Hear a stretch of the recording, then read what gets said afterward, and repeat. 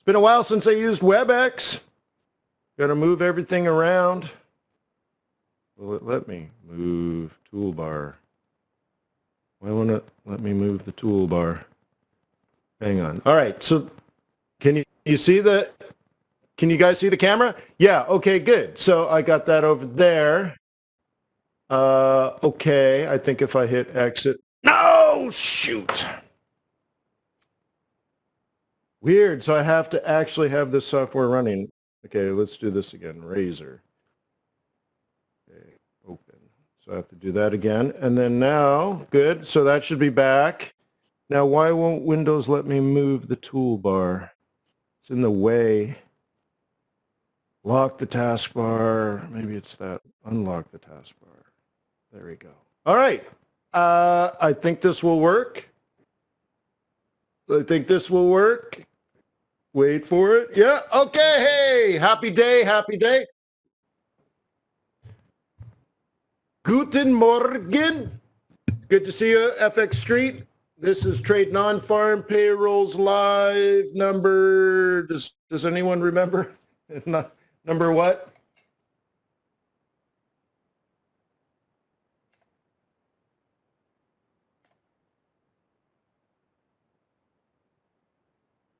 Can't see the cam. What do you mean you can't see the cam?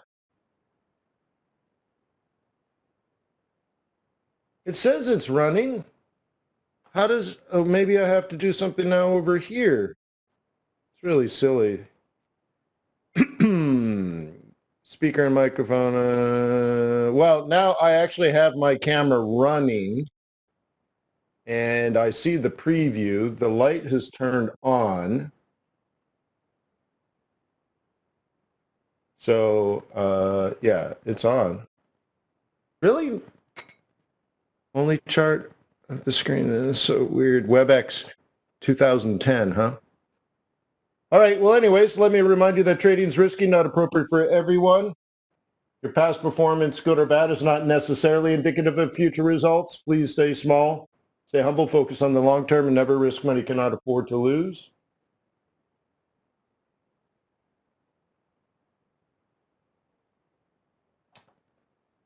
Just going to pull up my slide deck. So anyways, I'm a little discombobulated. Now, first of all, I haven't used WebEx in like, what, 5 years or something?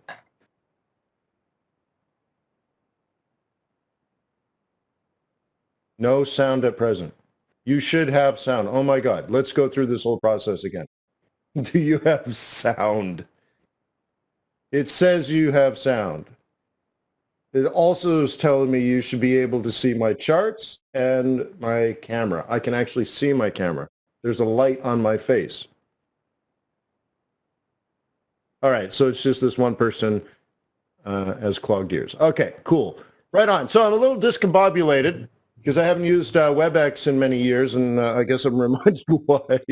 That's cool. Thank you, FX Street, for hosting me. What non-farm payrolls is this? 170 something? 180? I can't even remember.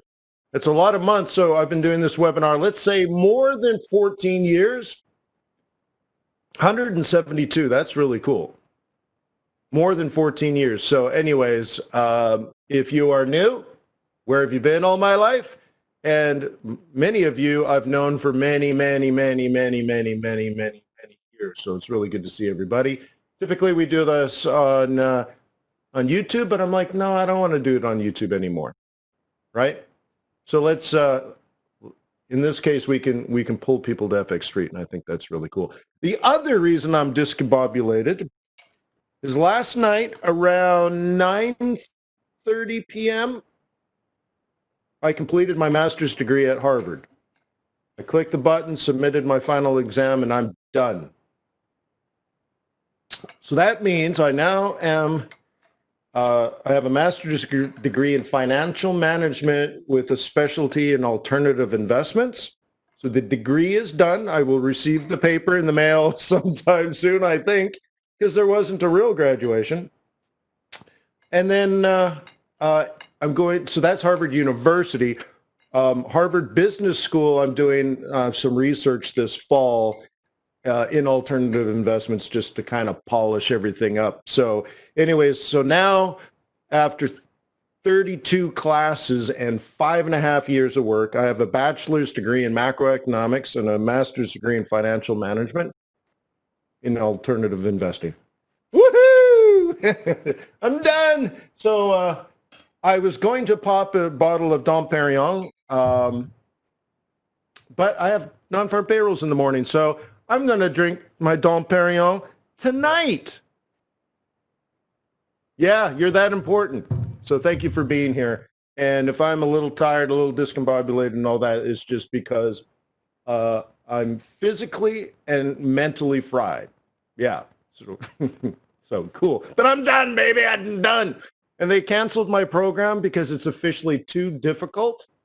And I'm also happy about that. So cool. Right on. So let's move on.com. Let's go through the motions. Welcome to Non-Farm Payrolls. Let me remind you that trading is risky, not appropriate for everyone. Your past performance, good or bad, is not necessarily indicative of future results. Please stay small, stay humble, focus on the long term, and never risk money you cannot afford to lose. Ni hao ma.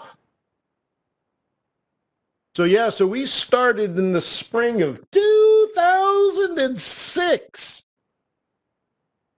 Huh? I knew some of you guys back in 2000, I don't know about 2006, maybe like Colin, for example. Colin, maybe. Have I known anyone that long? Was anyone here sort of near the beginning of this relationship with FX Street's Trade Non-Farm Payrolls Live? Yeah? Now, I've been doing stuff at FX Street before 2006, but in 2006, I got together with the leadership of FX Street and said, well, I don't want to do a PowerPoint presentation. I don't want to do a chat. And that's what was going on back then.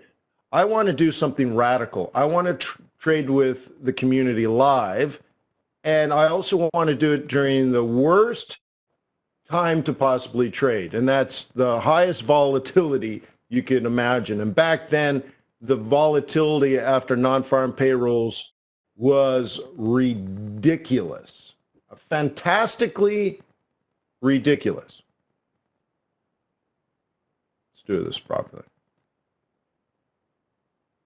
Okay? It was fantastically ridiculous, meaning in the first 3 minutes, the market would move 300 pips. You imagine? In 3 minutes. At that time, scumbags and scam artists were using non-farm payrolls to pitch the get-rich-quick scheme. And it was ugly if you saw it.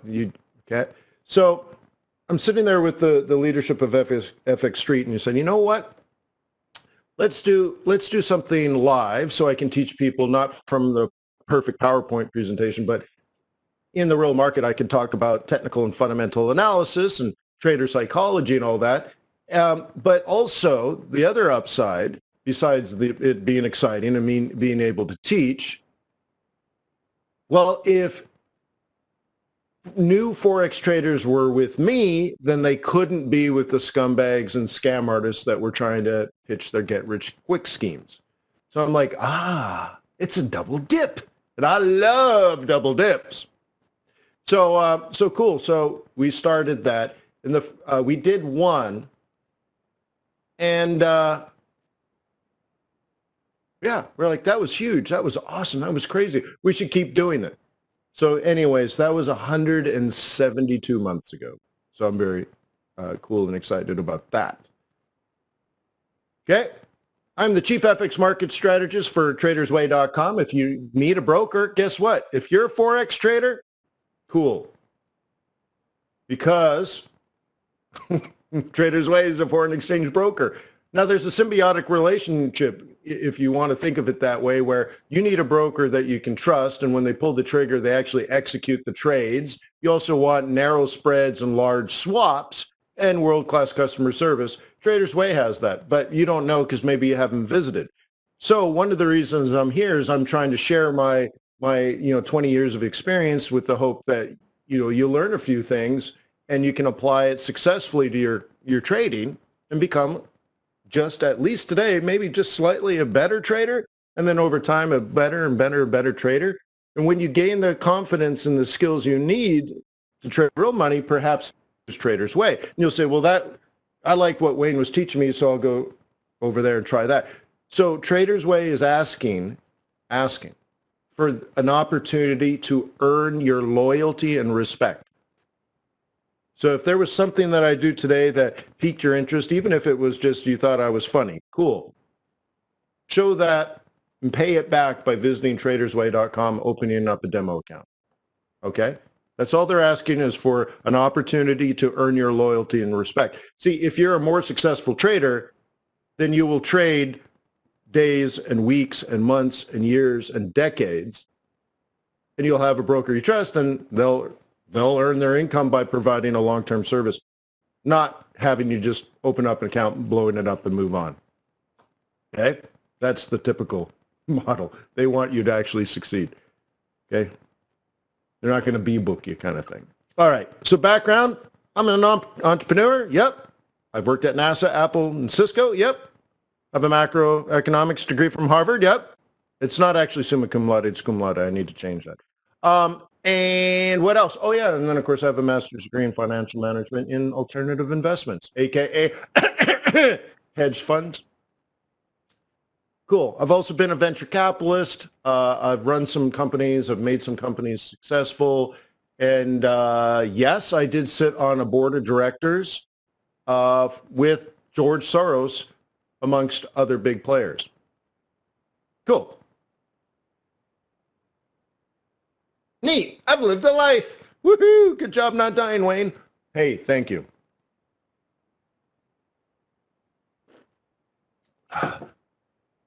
Super bummed you can't see the camera. You're kidding me. Why can't you see the camera? It's WebEx, man. The camera is on. The camera is on.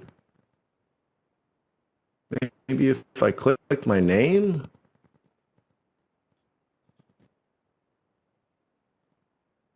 Mute. Make presenter. I am a presenter, I think. I don't know. Maybe, I don't know. Well, I think this is probably why we started using YouTube directly. How interesting. How interesting. Weird, huh? Okay. All right. So anyways, capital preservation. This is the FX Bootcamp credo, by the way. Okay. So FX Bootcamp, number one goal is not to get yourself killed. Like the analogy here is you're a soldier, right? FX Bootcamp, it's a military theme. So the analogy here is your number one goal when you wake up in active combat, your number one goal is simply not do something stupid and get yourself killed today, right? That's the number one goal. The same thing with Forex. Like your number one goal should not be make $1 million. Your number one goal should be not lose money today. That's your number one goal. Don't do something stupid and lose money, right? Well, by the way, so Colin, you have a hand raised. Is that something we do in these webinars? You raised your hand. Do you have a question? Like I said, I haven't used WebEx in a long time. So next one is minimal acceptable performance. This is sort of like, making sure you have enough reward to justify your risk, right? So if your minimal acceptable performance on a trade is 25 pips, then, if you can't easily see 100 pip opportunity, don't even take the chance.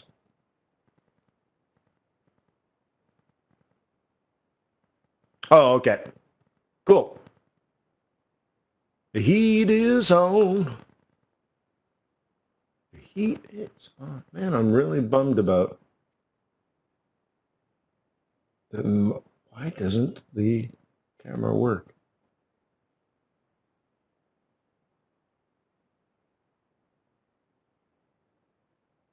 Is there something I need to click? Whiteboard, balance, image, custom, advanced setting, image profile.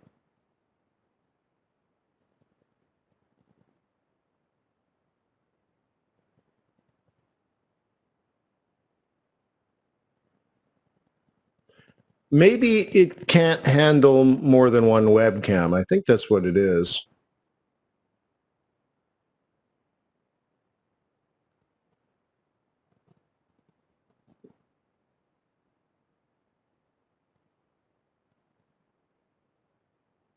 Yeah, I just don't see anything. Too bad. Okay. Yeah, is it one of these things where there's a question box and there's a chat box separate? Yeah. All right. So anyways, yeah, please use the chat, everyone. I do have the chat open, so I can see that. Okay, now capital appreciation. Here's the thing.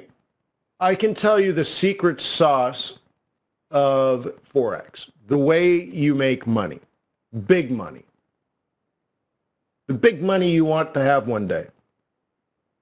That comes from something pretty simple, keeping your losses small and letting your winners run. This whole idea of capital appreciation is letting your winners run. Just let them run. Okay, let them run. Let them run. Think of it this way. What is your average winner? Is it 25 pips? Is it 30 pips? Or is it 333 pips? You might be saying, well, wait, 333 pips? I can't even imagine that. Well, that's because you're not letting your winners run. And I'm certain in most cases, if you're a pretty decent trader, that your trades are worth 333 pips, but you may never know because you don't have the confidence to let them run. And that's where we need to focus at. And that comes from planning, and we can spend time on planning today. Okay, but if you have a solid trade plan, you should plan for the 300 pips. You see what I mean? Like if you don't expect to make 333 pips, then you're never going to make it. You're never going to let it run. But what you should be doing is planning tomorrow's trades or next week's trades today. You shouldn't be logging in going, I wonder what we're going to do today. So yesterday, for example, on Thursdays, I typically plan Mondays. No joke. Okay? Therefore, I'm looking farther out and I'm planning bigger trades. And that's, I think, the genesis of being able to create a plan that will actually run that long. And now you use shorter term time frames with technical analysis to enter that trade. Okay? Morning, Ron. Classic FX Bootcamp stuff. I use moving averages to identify the direction of the market. In this case, the orange line's 21, the blue line's 55. 21 is below the 55. Therefore, this market is technically bearish. The market, just the market. Like, hey, what's the market doing? It doesn't tell you like in the moment. It just tells you direction, so to speak. Right? Where's New York from here? North. Okay, great. But, right? That's it. You're like, that's it. I need a GPS, right? And to add more specific data, you have to add price. See, there's market, price, market, price, market, price, market, price. Where are we going and where are we now? See the difference? It's more than just having a map. It's seeing yourself where you are in the map in that moment so that you can guide yourself to the preferred destination. So the price here tells you in this moment, if you want to think about it as momentum, right? In this moment right here, price has technically turned bearish. Not just price, only price. See, before we were saying, generally speaking, the market was bearish. So you could think of it this way. Your bias in these market conditions are to be a bear. And you can see in the previous day or previous period, it was already bearish. It just had narrowed and then expanded again. So you can think of it like yesterday it was bearish, right?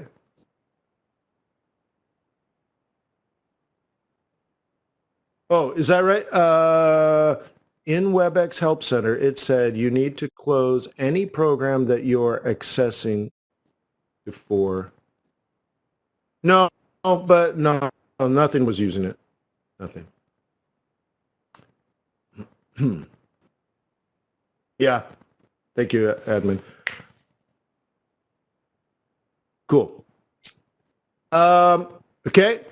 Market, where were we? Where did we go yesterday? See, like, think of it. If someone asked you, like, hey, what were the markets like yesterday? Typically, you say up or down. You don't say, well, it went up and down and up and then down, down, down, and then up and down, up and down. That is price, right? You don't say, well, it went down, down, down, down, up, up, down, down, down, down, up, up, down, down, down, down, up, up. That's not how you answer a question like that. What were the markets like yesterday? Oh, they were down. Okay. So in this case, you are beginning this new day, this new period, and you say, well, yesterday was bearish. The 21 is below the 55. So it's not an opinion. Technically speaking, it's bearish. And you say, well, in a bearish market, I prefer to sell. I hope you agree with that.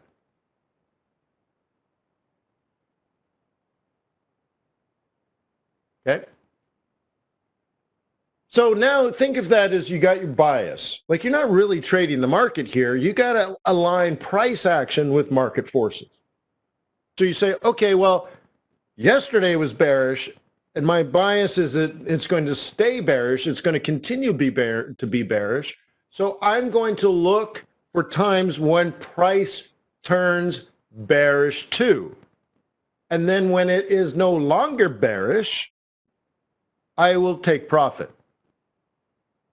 Up, up, up, up. Sorry, down, down, down, down, up, up, sell.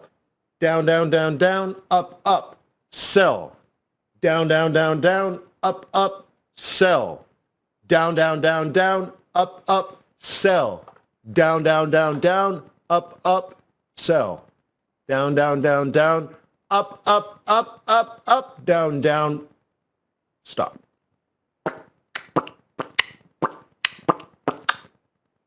Keep them separated, price and market. Okay? So in this case, you're already a bear. This is what I'm trying to tell you. You're already a bear. So what are you looking for? For price to find congruency with market. 5A cross, sell, sell, sell, sell, sell, sell, sell, sell, sell, sell, out, take profit. Cool Modi. Cool Modi. Aligning price and market. 200 EMA represents the fair market value. This is really more interesting for counter trend trading. Okay, one reason for that, and this is hard for newer traders to grasp, that the more bearish it is, the more likely it's going to stop being bearish. And it's a function of velocity, really.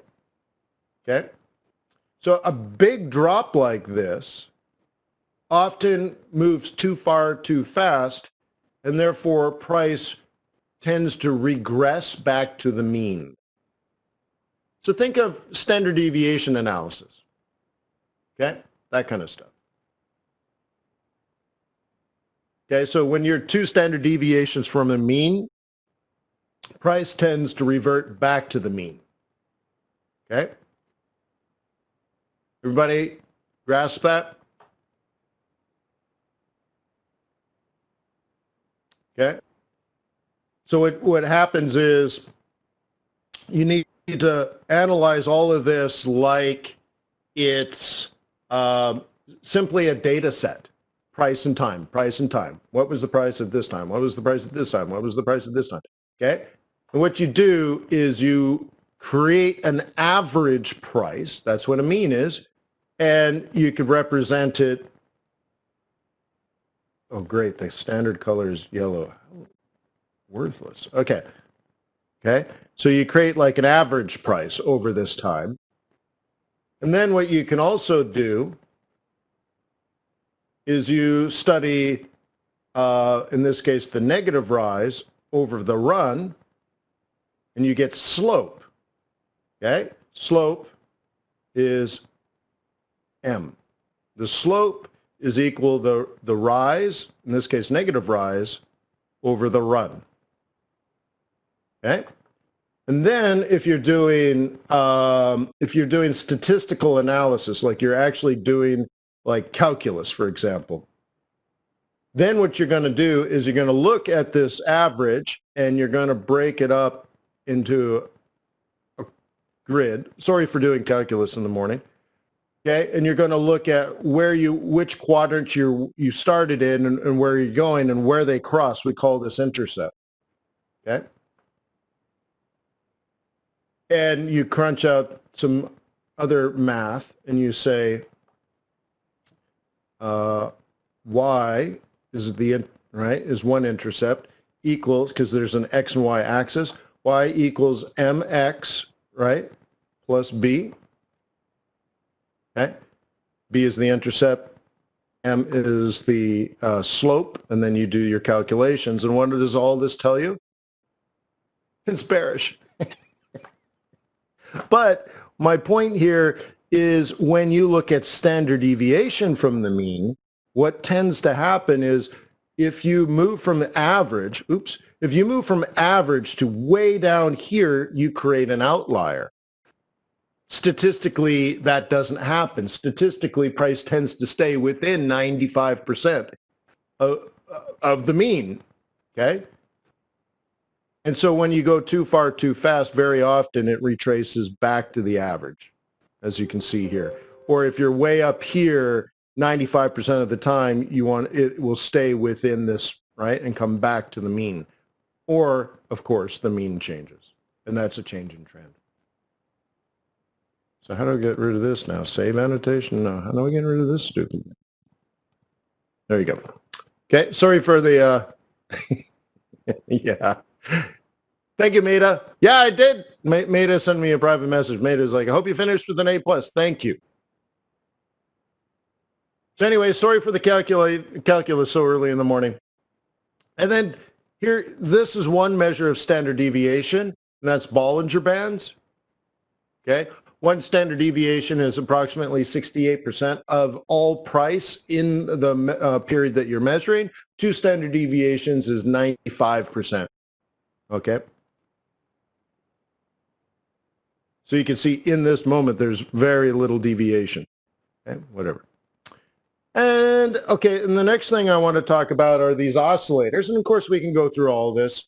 I can explain what the math is doing inside these oscillators if you want. But the bottom line is MACD represents overbought and oversold conditions for the market.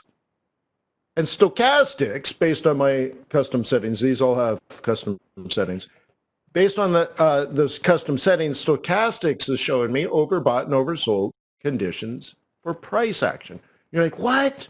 Wayne, seriously? I'm like, yeah. So I use moving averages to separate price action from market forces so I can align up price with market, right? Price, market, price, market. So I separate price and market, and then I use oscillators to separate price and market, right? OMG.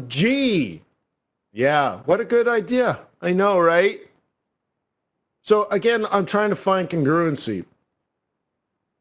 When do I buy? When do I sell? And the thing is, if you don't know if you're a bull or a bear, you're a pig.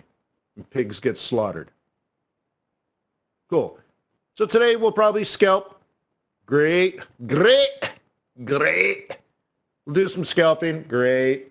Okay, so we have this high volatility event-driven strategy. An event-driven strategy is based on a particular time in which you expect volatility to increase. You know the exact time. In this case, 8:30 a.m. New York time. Non-farm payrolls is going to come out. Oh, and it's going to be so radically crazy. It's going to be, no, don't worry about it. Anyways, it's going to come out and there'll be some volatility.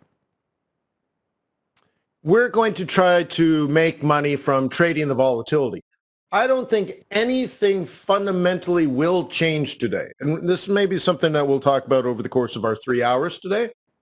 There is a difference between news, which is a data point, and fundamentals. A lot of people think fundamentals are news.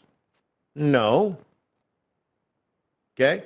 It's like looking at sheet music for a piano and saying, that's music. Well, yeah, okay. But if you know that the notes correspond with time and the keys on the piano, and you know how to do it, someone plays the piano and you're like, no, no, no, no. It's not the notes on the paper. It's the way that the piano forte harpsichord is putting vibrations into the air and your ears receive it as sound and it moves you emotionally. That is fundamental analysis. Writing, right? News is just dots on the paper. Like, wow, it can be so much more than just data points, okay? Today, nothing fundamentally changed, but we'll get non-farm payrolls, and we can talk about that later, okay? It should create some sort of short-term volatility. When we started in 2006, this webinar, we'd watch NFP come out and it'd move 300 pips in 3 minutes, and then it would retrace 200 pips in the next 6 minutes. Now it'll move 35 pips and then stop. Cool. So please promise yourself not to make a big bet today. One, that's a fool's errand, and a fool and their money are easily departed. Okay. Two, it makes no mathematical sense.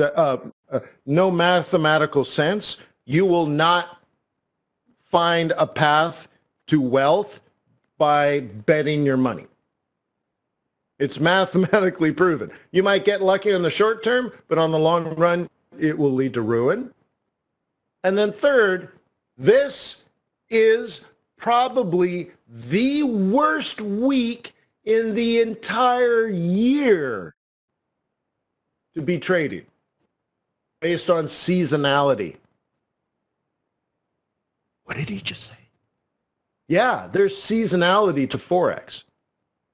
So it's like you going out in the middle of February in Saskatchewan, in the dead center of Canada.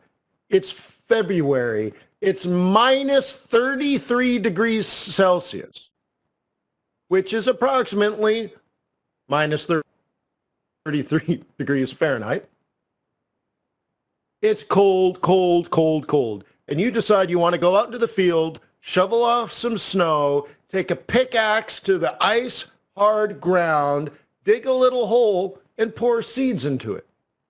And I'm like, well, what the heck are you doing? Oh, I'm planting apple seeds. I'm like, okay, I like them apples. How do you like them apples? I love apples. Dude, I get it. The whole seed and the sunshine and the water thing. Okay, I get it. And a tree would be nice because Saskatchewan doesn't have any trees. But bro, dude, this is probably the worst time of year for you to be out in a field planting seeds. They don't tend to do well when it's negative 33 degrees Celsius. Good idea, bad timing. And we're kind of in that point right now. Okay? We will be planting seeds somewhere in the next 3 to 6 weeks. Okay? So what I'm trying to say is chill out, relax today. We will get a high volatility event. We'll look to trade it. Well, consider it a scalp. You're not going to be over leveraged. Your lot size is going to be small. We're going to plan big and expect small. And then we'll have time to have a conversation, you and I, for the remaining couple of hours. And we can cover technical analysis, fundamental analysis, trader psychology. We can cover a lot of things. Okay? But please don't lose a lot of money today. It would be one of the dumbest things that could possibly happen. Okay? Today is not the time to get rich quick. So, the news comes out, market moves. oh my God, it's negative. It's only 350,000 jobs added. And we're going to complain like that's bad. Okay, so anyways, the market moves, great. The market will tell us direction by the color of the candles. If it goes up, up, up, up, up, and these are 1 minute candles, by the way, we say this. Oh, it looks like market participants, if there are any, by the way, half of America is on vacation right now, and half of Europe is on vacation right now. Nothing might happen because nobody's trading, right? It could be a big wah, wah, wah. So again, not a good opportunity to throw down a lot of money. But anyways, the market moves and goes green, green, green in the first 2-3 minutes. So we say, oh, I guess the market participants, those that are actually trading today, have reacted in such a way that Euro USD has gone up. Okay, now I can tell you that would be based on a big number, would be my thought process. But whatever, it came out big. And we say, oh, I guess, well, the reaction by market participants is bullish on this currency pair. So I guess we will buy in a rising market, but we don't buy high, we buy low. So now we wait for the red candle, and that's when it gets interesting. Okay? One of the things you can do here is use Fibonacci. That's one thing you can do here. And you can say, I want to buy a dip. And typically, what you do is, and let me get my drawing tool. Typically, you're going to look for something between the 382 and 618 Fibonacci retracement. Okay? Another way of doing this is you say, let's use price action. So typically what I would do is I connect this old resistance and say, in the future, it's going to be support. Those are the two most basic ways of trading this.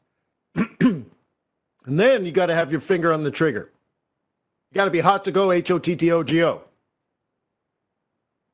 So if you so think of it, you observe the market turning bullish. So they made you bullish. It's just a scalp, bro. It's just a scalp. It's just a scalp, bro. Okay? So you're like, okay, so I'm going to buy. But now I need a red candle because I only buy red candles. I don't buy high, I buy low. And I'm going to guess somewhere around this 148.71 will be the number. That's about a 50%. That's right in my sweet spot. It's also a price action roll reversal. So you're like, yeah, that could be somewhere around there. And so now use technical analysis to decide whether to confirm that support. So you wouldn't buy it just because it hit 148.71. You buy it because it treats that similar, like it treats price area as support. What actually happened is it didn't. Okay? Maybe you bought in here, but notice the next one. It dropped to 148.68 or 61, so it dropped 10 more pips. But then it held, and then it held, and then it held. So somewhere around here, you need to be long. That's it. Your stop, you're wondering, Wayne, where do you put your stop? Below 148.53. So you're risking maybe 20 pips on this. So if you lose more than 20 pips today, you don't know what you're doing, and you're not following the rules of engagement, which means you're doing something stupid and you're going to get yourself killed. You're not following mantra number one. Okay? So the goal here, is to let the winners run. So this part, you can see about, 10 minutes later, you need to be thinking about moving your stop to break even. The reason for it is there are two forces, bulls and bears. Where would a bear sell? Think about your enemy. Your enemy could be your friend or guardian. I'm not a hooligan. I rock the party and clear all the madness. I'm not a racist. I preach to teach. Oh, whoa. Settle down. Okay? So a bear, your enemy, what are they planning? They're saying this held. So they're going to treat it like a double top, right? Right? This is what they're thinking, right? So as a bull, so you longed it somewhere in here, when you approach this, and in my book I call it the line in the sand. This is the battle line, right? When you get near that, move your stop on this scalp. This is just a scalping technique.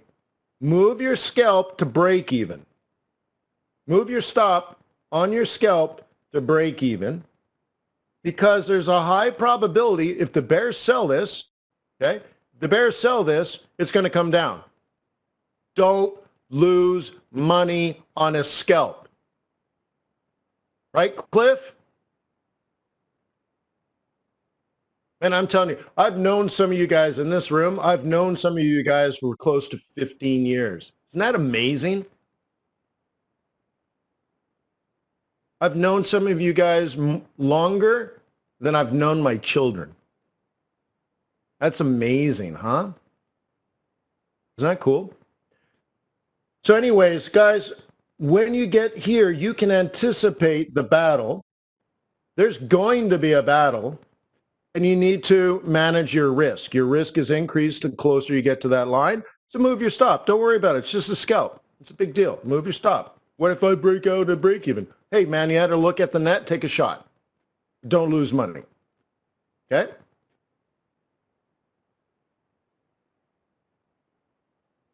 Oh, hang on. I have to figure out how to cancel this. Okay? And of course, this is what's going to happen. Ba-da-ba-da, moment of truth. Boom! Bulls made money. Now, if it had gone the other way and the bears sold it off that 87 line, you would be not, it would come down, and maybe in a few more minutes, 2-3 minutes, you'd break out at break even. Cool.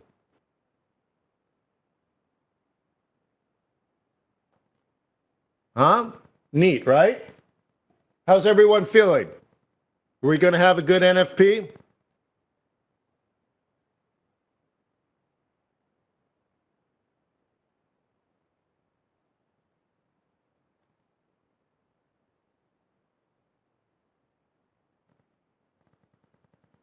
Is anybody here? Hello? You guys using the chat?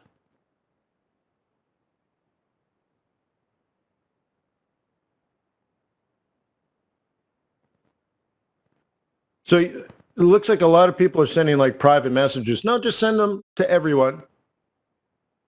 Feeling good, Jorge? Georgie boy? Very cool.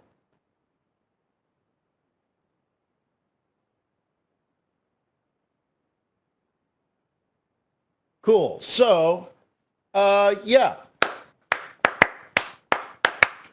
In about 11 minutes, we'll have our NFP. It's going to come out, and then we'll trade the reaction and the volatility. We'll do our little scalpy scalp. And then, of course, then we could do the real good work. And that'll be technical and fundamental analysis. Is there anything on the back of your mind that you want me to cover? Or do you just want me to go through my charts for 2 hours? Like, this is what I think about this. That's what I think about that. Or do you want to like do a deep dive? Okay.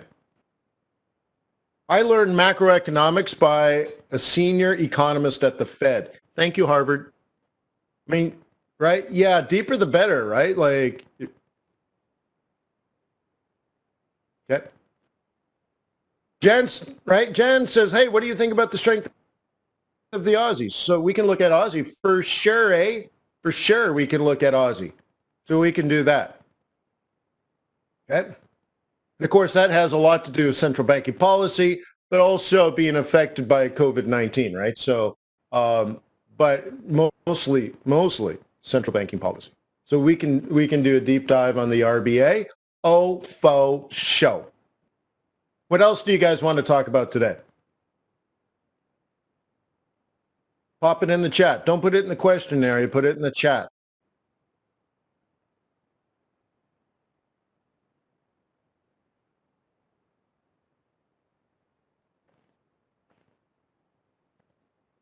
Any thoughts on odd CAD? None, Max, because they're both commodity currencies. So trading them against each other doesn't make any fundamental sense.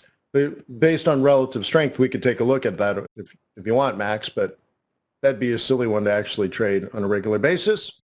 See, the difference is fundamentals versus relative strength.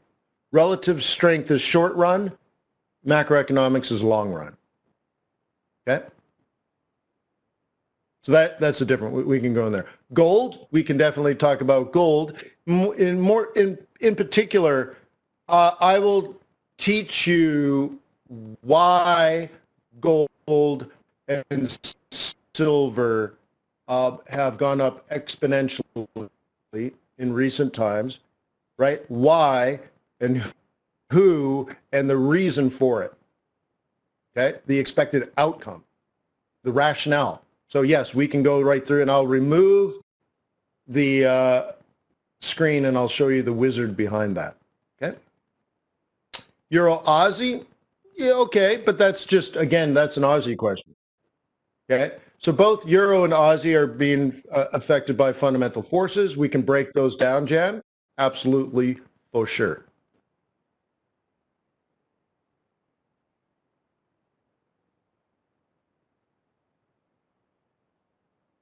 My pleasure. Thank you for being here today. By the way, there's thousands and thousands of videos that I've done on my YouTube channel, youtube.com/FX Bootcamp. Feel free to drop by there. I think most of you guys are already subscribers.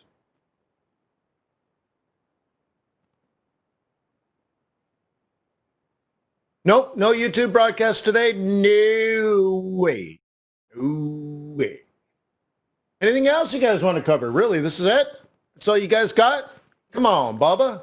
Get in the game. Participation.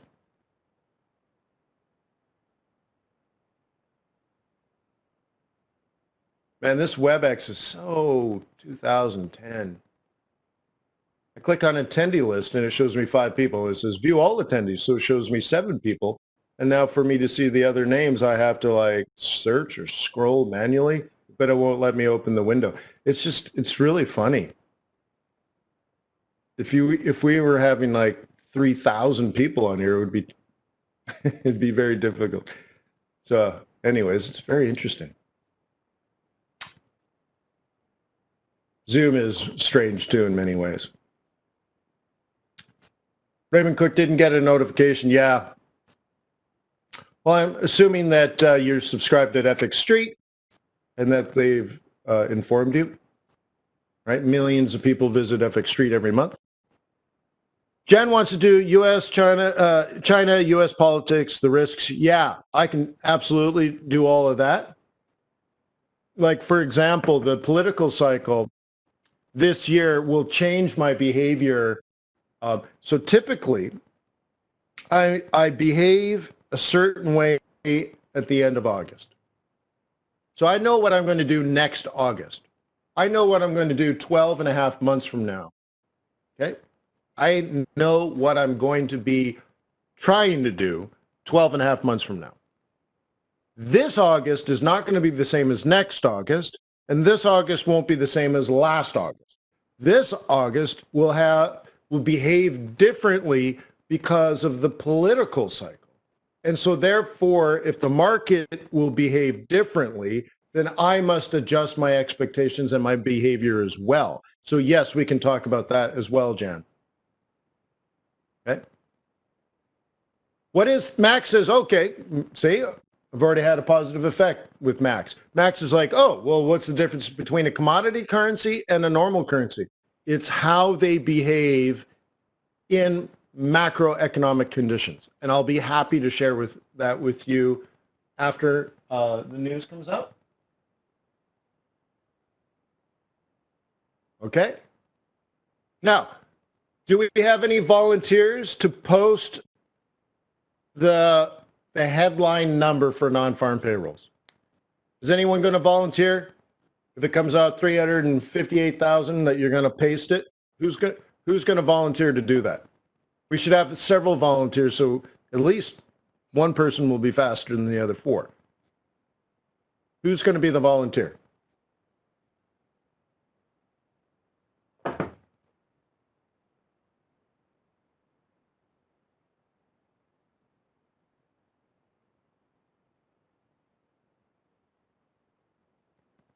Anybody? And it might be faster for you to just grab the mic.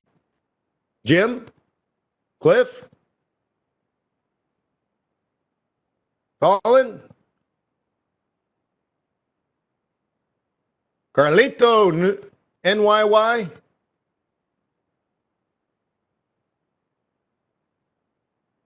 Ed. Right? Lots of...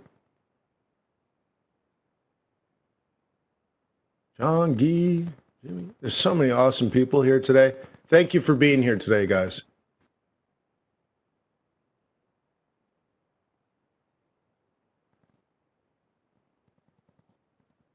Can you talk about the effects of fiscal policy on the US dollar? Yes. And that could be interesting. I mean, we can break down GDP into components, into subcomponents, and talk about that. Yeah, let's do it. Deep dive. Happy to do it. All right, so we're not going to do USD ZAR. So let's get off the exotics. Let's just take a look at where we are now.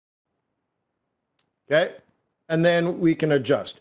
By the way, I did post on FX Street many years ago a very detailed process to model the expected non-farm payrolls headline news, and then offered 2 tips for trading.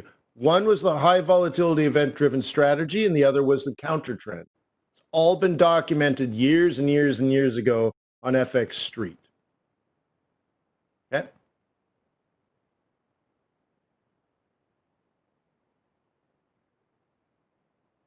Charlie Wheeler says, hey, do you have a link for the explanation of your pivots? Well, first of all, I can cover them today. Second of all, the answer is yes. You go to youtube.com/FX Bootcamp. Okay. Or, of course, there are training videos on fxbootcamp.com. That's what fxbootcamp.com is, by the way. 35 to, it's actually closer to 50 hours. 50 hours of training videos that cover everything from technicals to fundamentals, trader psychology, and so much more. Okay? So, boom. So instead of watching Netflix, you should be doing that. By the way, it's like 80% off right now because of COVID-19. So there's many different ways. Yeah, there you go, Charlie. He says, my name is Charles. Okay, all right. So yeah, there you go, Charlie. Chuck, there you go, Chuck. Don't call me Chuck. Cool. So we're taking a look right now. Aussie is strong, CAD is weak. That's strange. So someone said, hey, I want to trade Aussie CAD today. I get that based on relative strength, but see, relative strength is just in the moment. And there isn't necessarily a long-term fundamental reason for it. It's just more of a localized issue, which could change. Okay. Oh, we hit it? Oh, we hit it. It's 170. Great. Let's move. Let's move. I got to move. Give me the juice. Thank you, Guy. Okay. So dollar's gaining strength. That's because 170, or is that 1,763,000? Is that 1 million? It's weird. These numbers. It's really weird, huh? When the dollar gains strength, yeah, it's amazing, right? Yeah, 1 million. Typically, US dollar strength indicates disappointment. Okay, disappointment. This is not the market saying good. Now you might say, right? You might say, yeah, so let's get the real number, guys. Let's confirm. Euro dollar coming down typically means bad. And now you might be thinking, well, Wayne, dollar strength, that's good, right? No, it's not. And people get this mixed up because the difference here, right? The difference here is that the US dollar is the reserve currency, the only reserve currency, and it behaves differently. So typically the US dollar gets strong with bad news and weak with good news is one way of looking at it. So the initial response here is bearish. So if we're going to follow the rules of engagement, we would look at something like this and we would mark the sweet spot. Okay. And then we would do some price action. We would mark it something like this. And you would expect up and down. Now, it's hard to believe that 1.7 million jobs is bad. So that's kind of interesting if they're trying to freak us out. So let's kind of see what's going on here. I think what's happening is we're stuck in this range. So we'll mark the top, and then we'll mark the bottom. And then there's some sort of role reversal in here, right? So based on the 2 million, almost 2 million, I would expect up on this, not down. But we're trading the 1 minute. And there you go. There's your giant up. Okay? So the scalp never happened. Okay?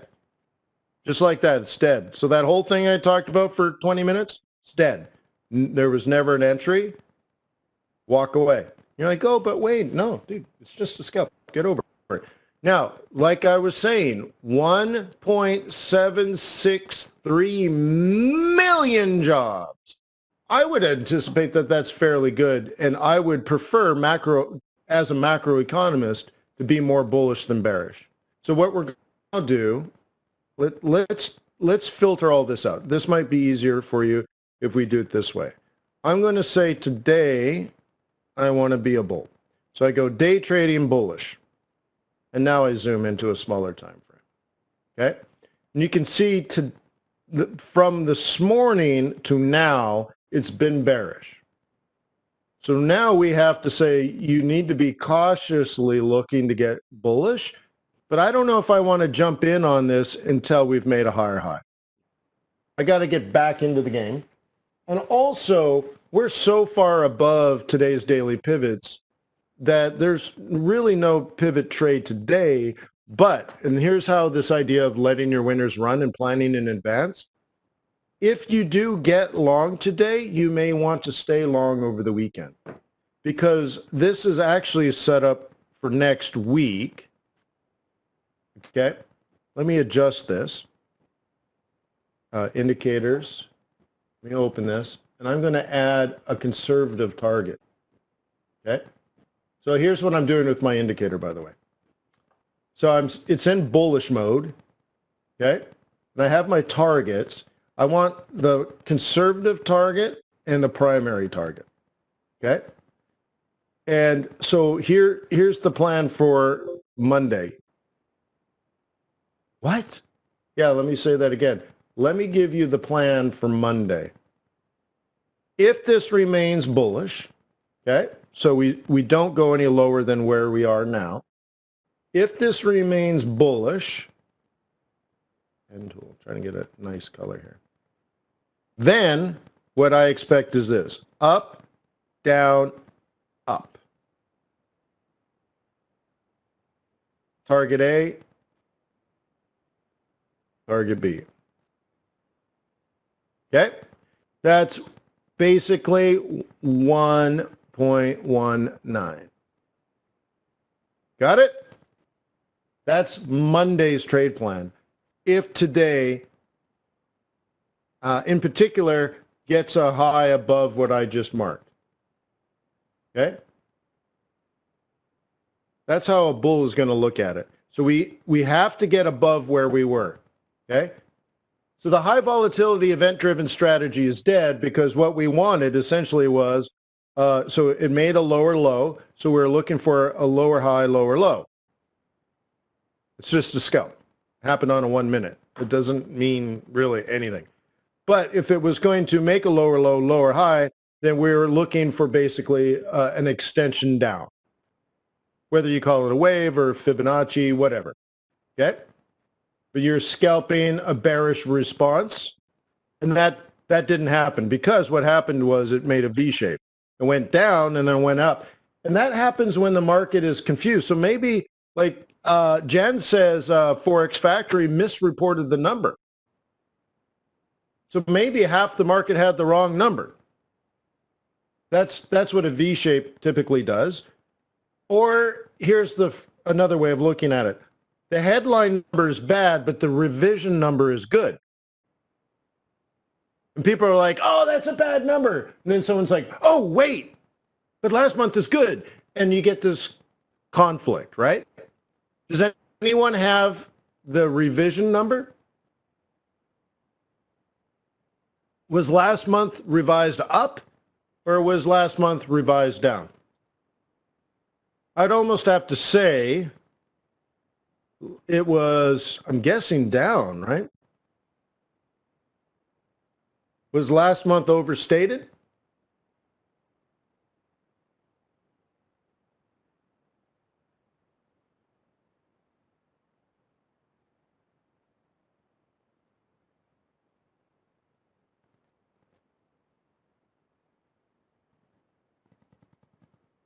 Anybody? Boy, this chat slow. Revised down by 9,000. Okay, that wouldn't matter. That wouldn't matter. So anyways, ambivalence here. So this type of volatility is not exciting for making money. So let's go back into a small time frame and we're stuck. But has anyone decided? Okay. I'd love for this to kind of do the opposite now. I need a higher high, higher low, and then a new higher high.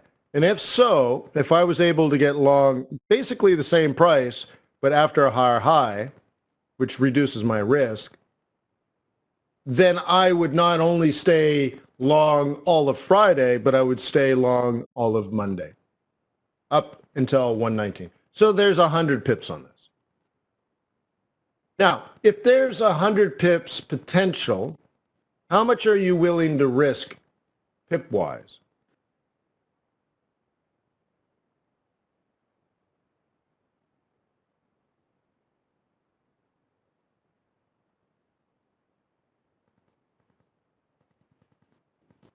What's your risk-reward ratio? If it's 99, what are you willing to risk?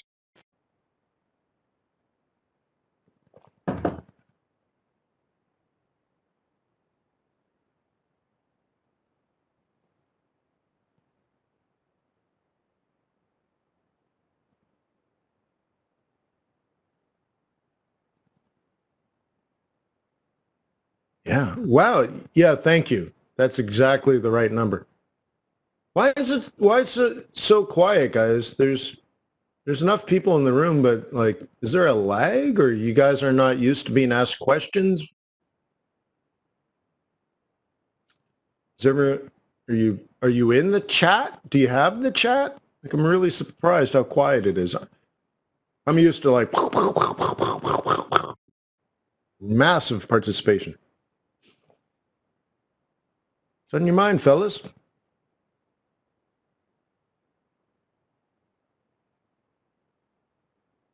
Yeah. Yeah, it's old school.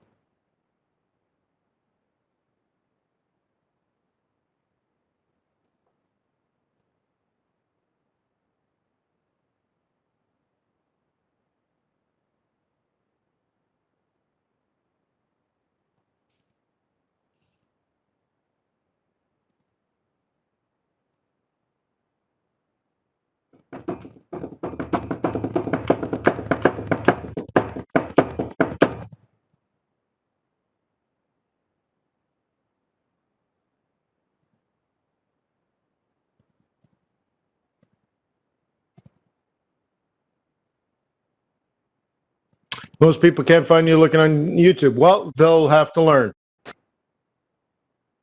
They'll figure it out. All right, so we got the first part of our up. Remember what we're trying to do here. Let's stay on task. What we're trying to do is breach this old, for a bear, this would be resistance, right? For a bull, we need to break the resistance and then use it as support. So that's what we're thinking in this scenario, okay? And if it does break and you're a bull, and I think that number justifies bullishness, which would be bullish on euro dollar, bearish on the dollar. This has nothing to do with euro, by the way. You might prefer to be on pound right now, okay? But anyways, up, down, and then up. and again, not just for today, I'm going to use Monday's target. So I already know on Monday, I'm planning on taking this all the way up to 119. Now, I don't know if we're going to get it, but I know what I'm going to look for. I know what strategy I have. So another way of looking at this is we can take a look at Pig Dog, Great Big Pig, and see what's happening over here. Okay, drop it into like a 5-minute chart. It's behaving very much the same way. Okay, but it's okay. It went down at the beginning, which fundamentally is the wrong direction, right? That's why I was very surprised. Dollar gained strength, and I'm like, what? That's not right. That's usually indicative of bad news, and we had good news. Well, now you can see I wasn't fooled. So similar process here, but now our core resistance that we have to break is right here, really. Let's just mark it. So we need to get above this zone before, on this time frame at least, this becomes technically bullish. Okay? So that's that. And now let us add some more data to this. Okay? Now we're looking at next week. I think, no, or is that tomorrow? Hang on.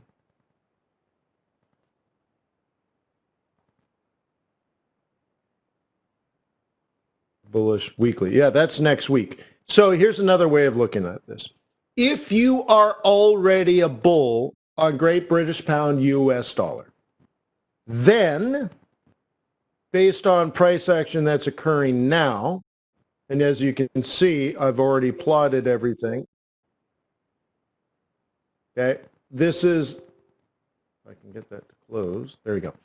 This is the mean. You guys remember that conversation?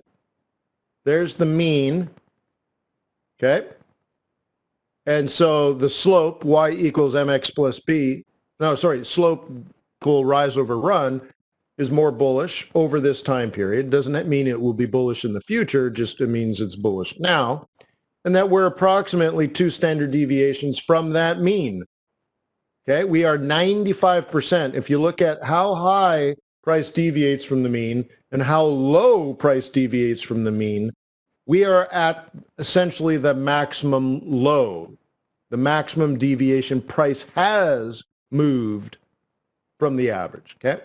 So we look at that, and if you're a bull, you say, okay, well, it should revert back to the mean like it did here, but also to add to this, you're looking at next week's buy zone. Next week now, not Monday. I mean, yes, you'll probably be well, actually, what it's saying is you should front run next week, buy it down here, post non-farm payrolls, let it run over the weekend, and open, ideally, out of position, which means it's overly bullish because all the bulls already bought. And now your target for next week will be up here, approximately 132. So again, even though those are weekly pivots, again, really not a lot of pips. We're 131, yeah, you get 100 pips or so. Not a big deal, not a big whoop-de-doo. Okay?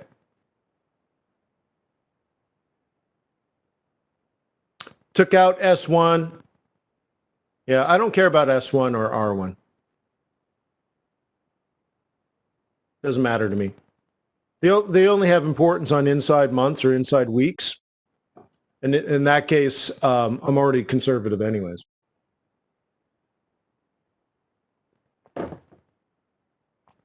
Okay.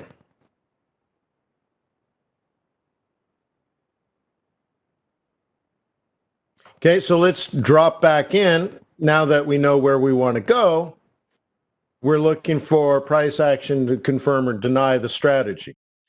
Right now, things are holding well. Okay. And the real test now, support is held, but that doesn't make us bullish. support is held, which just messes up bears. It doesn't technically turn bullish until you have a higher high, higher low. You see what I mean? So if we're looking at this on hourly candles, now I have to zoom back in, all we're doing is testing resistance. You see that? So like, what's the big deal, bro? Bro, right? Because if you do it this way, right, it's still on this time frame over that period of time, which is from yesterday's high to today's low, we're still within 2 standard deviations of that mean, the trend inside the trend, the micro inside the macro. Okay? Okay? So what we have to do is bust out of the short term and then buy into the long term. Oh. Yeah, right? I know, right?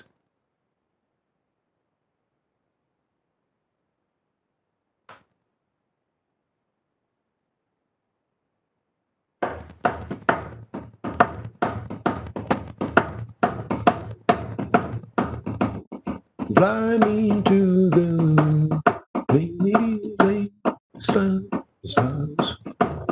Let me see what the spring is like on whispering hills. Now the words hold my hand. Yeah. So right now in this time frame, like it hasn't happened yet.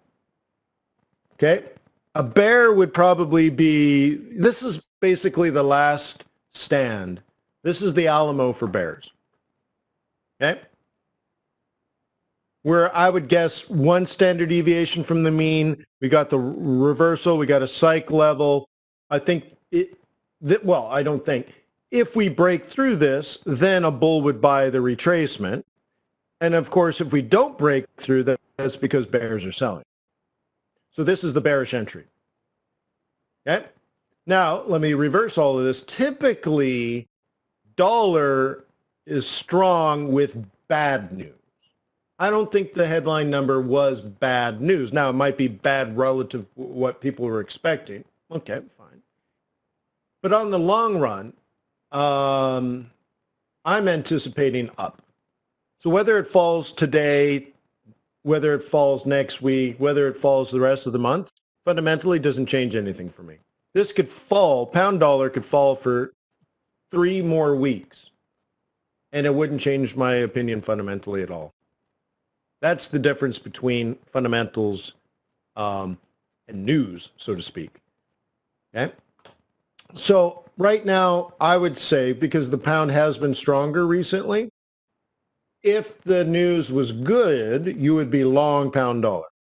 If the news was bad, you'd be short euro dollar, because euro has more weakness associated with it right now than Great British pound. You see? So now I'm folding in the relative strength, where before I was saying, fold out the relative strength. Cool. So that's that. Nothing more I can say about that. Let's take a look at the indices and confirm, see what's happening.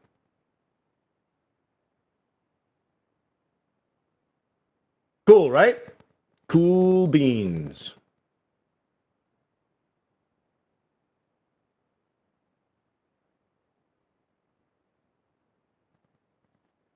Aussie strong, CAD regaining. Well, Aussie strong is bullish global macro. CAD recovering is, the recovering part is bullish global macro. Pound is neutral. Kiwi has lost some. This is all over the place, guys. Swissy is weak. That's bullish global macro. Yen has been strong. That's bearish global macro. And dollar was strong, which is bearish global macro, but improving. What? All right, so let's count the Swissy out, and let's throw down an if-then statement. Let's say, based on the recent news, yen is weakening and dollar is weakening. So we're only looking basically like at this like an exponential average, right? We're just looking at the current, not the past.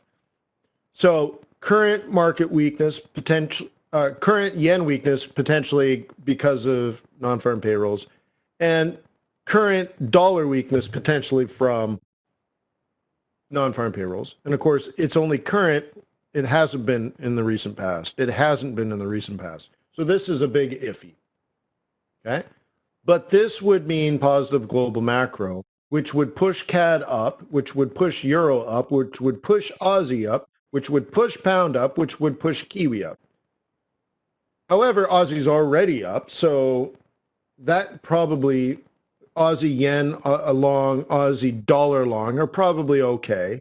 But I think there's a catch-up effect where, like, if CAD is now turning bullish, then it has ground to make up.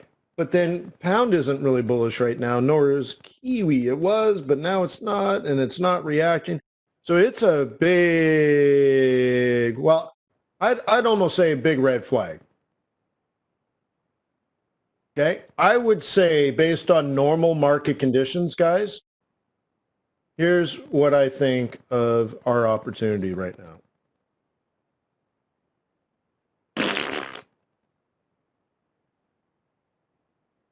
We don't have logical congruency. What you might have going on, maybe Aussie yen long, if this continues down, and if this continues down, maybe Aussie, and then maybe if CAD, we don't know, we'd have to take a look, but like maybe that, but why isn't this going, and this hasn't reacted, and like, there's not much but relative strength. Okay, now going to the person that asked about the CAD, Aussie CAD, and I said, well, I wouldn't trade those. Hang on, I'm trying to delete, but it's not deleting. I guess if I do that and start again. See, based on the news, based on this now moving down and this now moving down because of NFP results, I would expect, or at least hope, for this to go up. Okay? And someone asked about Aussie CAD, what did I think about it? Well, let me tell you now. I understand that Aussie has been strong and CAD has been weak, but based on relative strength, which is short run only, you probably got yourself a good Aussie CAD long. And Aussie was very strong, CAD was very weak, and you were probably making money, right? However, things may have changed due to non-farm payrolls, and that could probably, I would expect, have a positive impact on CAD, and all that good trading you did in the European session is now likely dead. And the best case scenario, or let's say the likely scenario here, your Aussie CAD trade stalls out. Maybe it still goes up, but it slows the up very significantly. Worst case scenario, it reverses. And in the short run, CAD becomes more strong than Aussie, even though Aussie doesn't really actually become weak, but it just slowly shizzles out. And you might be better off just trading Aussie dollar, but you missed it because you're staring at the trade that was good 2 hours ago. You see? It might have been the right thing 2 hours ago, but things have now changed in the New York session. And because you're staring at a mediocre trade, you're missing the better trade. Okay? Cool. So let's take a look. Let us take a look. So let's go back here and take a look. Oh, is that right, Max? Okay. All right. Well, so I'm trying to explain why. To me, that's much more important, right? That's why, like, hey, what do you think of Aussie CAD? And I hit it right immediately. I'm like, oh, I don't like it at all because of the, it doesn't make any sense macro-wise. And you're like, what? Wait, what? Okay. Yeah. Trying to get in there. Okay, so here's our Aussie dog, and you can see the general opinion here on the 4 hour. Okay, so let me break this down into digestible pieces. Okay. Hey, you're a customer. You know what? It was, let's say the first 10 questions, I felt really, really good. I'm like, oh man, I'm killing this. I'm knocking them down. Not a problem, right? And then the middle had big questions. And I'm like, oh. So I scrolled to the bottom of the test and saw that there's another 10 questions that I could bang out really quickly. So I banged all those up. And then I went back, and they were long, detailed questions that required quite a bit of spreadsheet programming.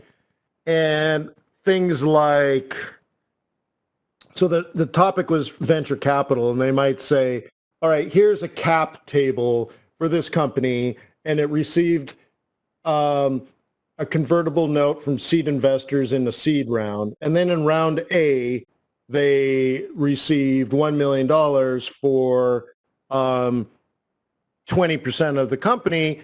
Calculate the per share price, calculate the pre-money valuation, the post-money valuation, and the dilution of the common shareholders.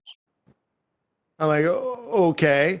And then it says, then in Series B, in the next round, the next investor puts in $5 million and gets 22%. Redo your cap table. What is the new price per share? What was the pre-money? What was the pro-money? Post-money? How much shares does the Series A now hold after their dilution? And how much common shares left? And then, and then the third round happens. Series C comes in, but entrepreneurs missed their milestones, and they had a weighted average ratchet on their anti-dilution clause in the term sheet. So based on the weighted average dilution, recalculate the provision for the new shares for the previous investors, how much the new share has, the new current price, the old price, and then how much show the dilution for the entrepreneurs, and then do it again, but instead of a weighted average, do a full ratchet and look at the problem. And I'm like, oh my God, you're kidding me. You're kidding me. And it's like, that's one question, right? You're like, yeah, Peter's like, I love those problems. I love it when I have like a day or even a week, right, Pete? But like, oy vey, under time. And here's the thing though, right? You make one small calculation error and all your answers are going to be wrong, right? Like they're just, because your spreadsheet, you're off. You're like, oh, I was supposed to take pre-money, right? I was supposed to take the new price over the old price, but I took the new price over the new price over the pre-money old price, but I took the new price over the post-money price. And you're like, oh no, I screwed. Like now you got 7 wrong answers. You're like, I failed, right? So, but anyways, interesting, right? So I did all right. I did fine.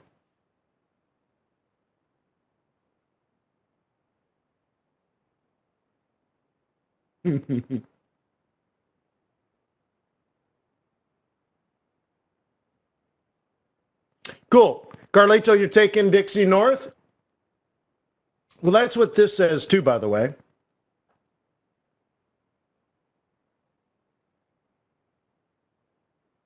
Or, right?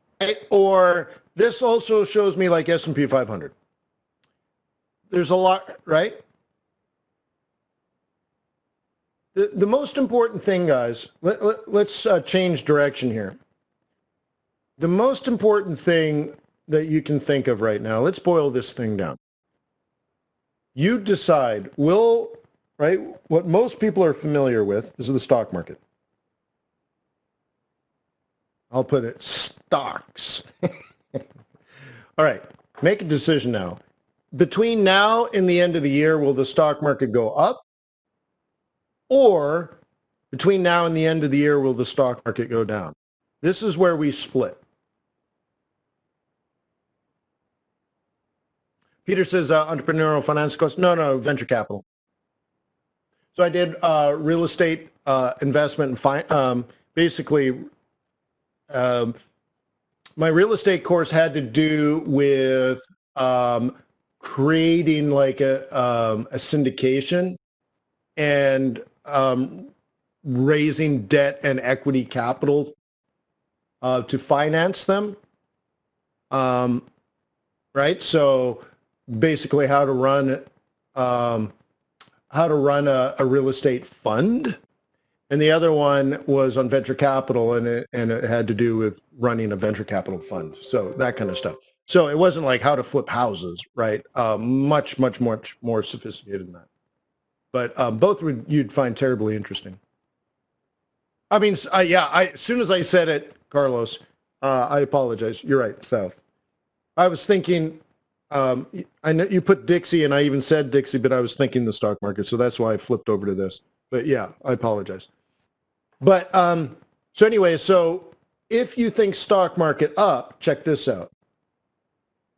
Okay, if you think stock market up, then, and let's see if it'll let me erase this. I think that's an eraser. Is it? Is it a bucket? What the heck is it? Clear annotation. Yeah, see, it doesn't erase. What is this thing? It looks like an eraser. Why doesn't it erase? Fun. So allow. Yeah, so I can't erase. It's weird. Oh, you have to click it. You know. Wow. Okay. All right. So let's do this. Let's say this is your theory, because let's be honest. You don't know the future. I don't know the future, but we both have our opinion, right? We don't even know which one's right or which one's wrong, and it's irrelevant. See, that's why we use technical analysis. You might have your opinion, but we use technical analysis through scientific methodology to confirm or deny your hypotheses, which is your bias. So let's say your bias, your hypothesis is the stock market goes up between now and the end of the year. And let's just say you can give me 3 reasons why. It's not that complicated. Cool. So if that happens, I will sell USD, or I'll look for opportunities to sell the USD. I will sell the Japanese yen.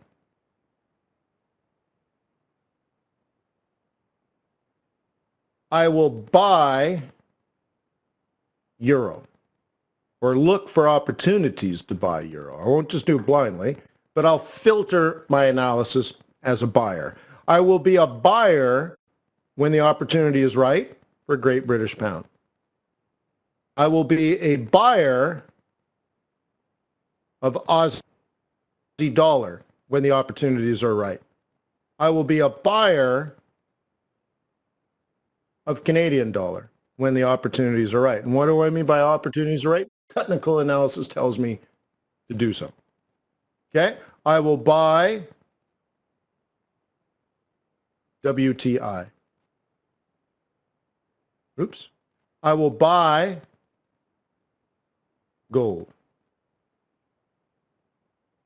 Now, this gets complicated because there's a couple of different forces going on right now. I just reminded myself we were going to talk about that, so we can do that.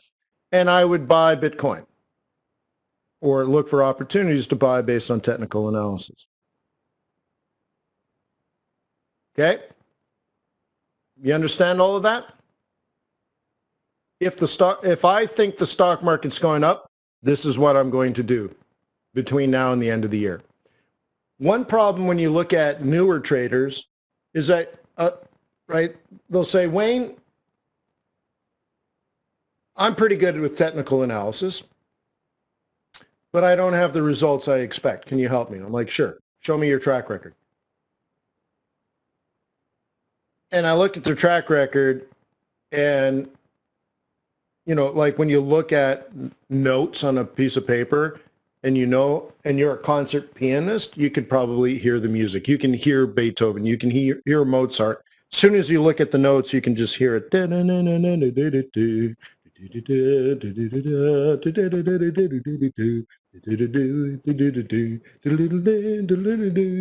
Right? You just like, you see it.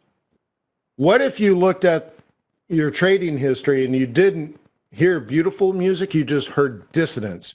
You're long, you're short, you're bullish, you're bearish, you're just all over the map. And that's what happens when you're only relative strength. You're like, oh, well, it was strong in Asia, so I guess it's going to be strong now. Or it was strong in Europe, but now I guess it should be bearish, or maybe it'll continue. And you're just always doing what was, not instead of talking or thinking or planning about what is going to be. So at the beginning of today's webinar, I said, you should be planning Monday today. In fact, many people here in this room right now would have worked with me. I was busy yesterday with exams, but typically they work with me on Thursdays to create Monday's trade plan. I'll say that again. Typically on Thursday, we are planning Monday. So if you're a relative strength trader, you have no idea what's going to happen on Monday. None. Nor do you know what you're going to do on Monday. You don't know what you're going to do in September.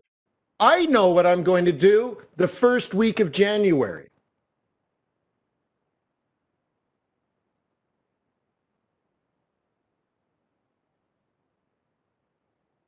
Why? This type of analysis. Now, I know I would want to do this and this and this and this and this and this and this. This has nothing to do with technical analysis. But once I have all this down, this is strategy, by the way, then I look at tactics, technical analysis, and I say, based on what I see with technical analysis, is this week a good opportunity to buy? Is today a good opportunity to buy? Is the London session or New York session or Asian session good opportunities to buy? Is it a good opportunity to buy now? But nothing on my chart tells me to do one thing or another. Let me give you another example. George Soros. Okay? Again, I sat on a board of directors for a corporation with Georgie Bowie, right? So he's within my 6 degrees of separation. Okay? No, we're not best friends. No, we don't hang out. We're not happen to be, friends or something.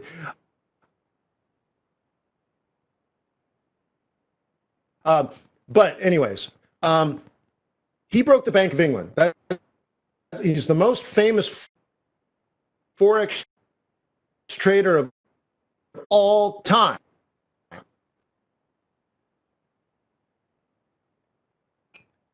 But when he does not in the USD, he's not using moving averages, he's not got his MACD open like, oh my God, look at the MACD. Guess I have to buy now.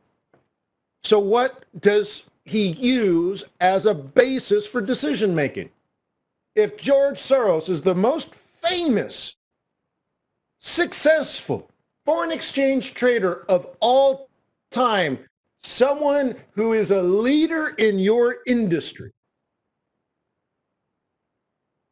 okay?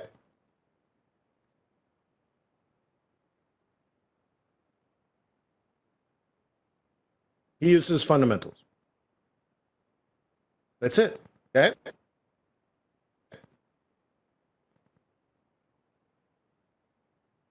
Now, then you go into that as a strategy. Yeah, don't get, reflexivity and stuff, but that's not why. I mean, but let's clearly have read his stuff. Sell the US dollar for the next 5 years. By the way, I made that call 6 weeks ago, 7 weeks ago, in the same way that Georgie Boy would as well. But that's to me just strategy, because now he's just blindly selling. Okay? Now, I think we can do better than that. And of course, you don't have billions of dollars in cash laying around. Like, you're not George Soros, nor am I George.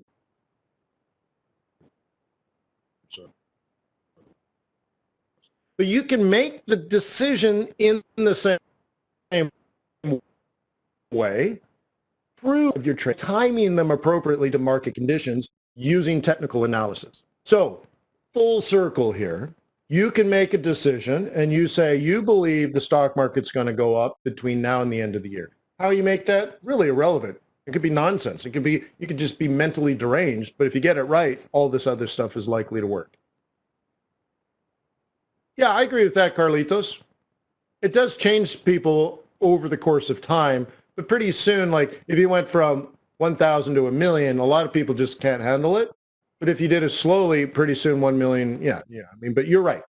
In principle, I totally agree with you, Carlito. Okay.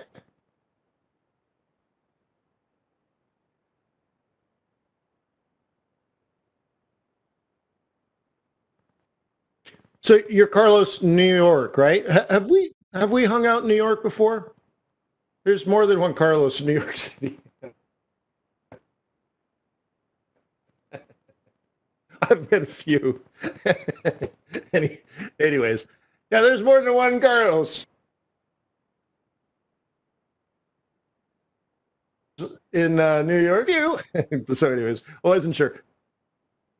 Hey, if you want to hang out, yeah, right, yeah. If you want to hang out sometime, I'm dying to get back into travel. Oh my God! But I was when it was considered a crisis. It was in a state of emergency, and I got a plane. I got on a.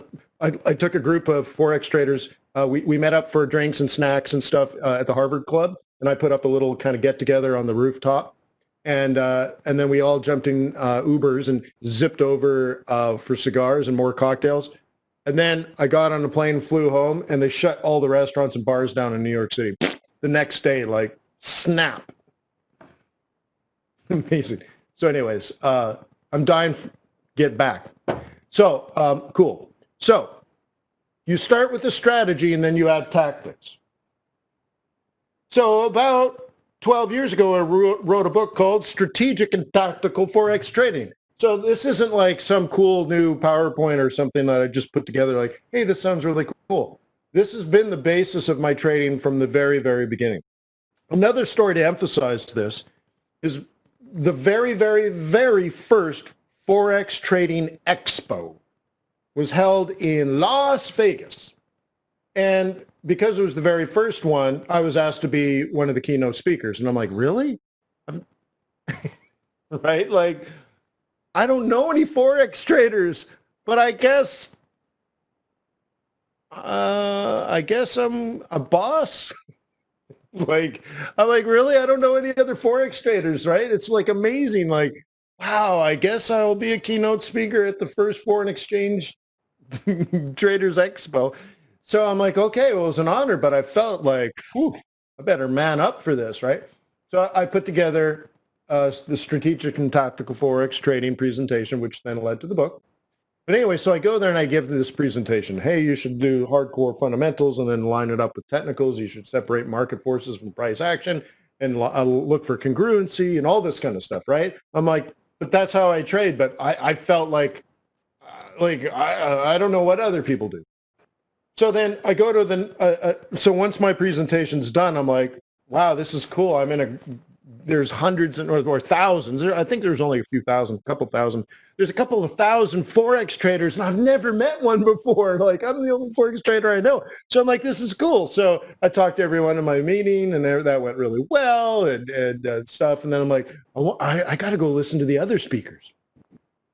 So I go into one, and it was some presenter doing his Forex presentation on Gartley patterns. And he gets up to the mic and he talks for about 45 minutes and he's like, you know, this angle has to be 48%, and then this angle will be 22, and then this angle, and he's drawing it, and then he's these lines and that line, and this is a bat and this is a thing, and I'm like, oh my God, I'm an amateur. I'm an idiot. I just made a fool of myself. I'm like, oh my God, you come up with a strategy and then you separate market from price. And if it's an uptrend, you buy low. And if it's a downtrend, you sell high. And I'm like, this guy is doing math and geometry. I'm like, I'm so screwed. I just made a horrible, fool of myself in front of thousands of people. I'm going to be laughed out of the market. Like, oh, because what I do is so simple.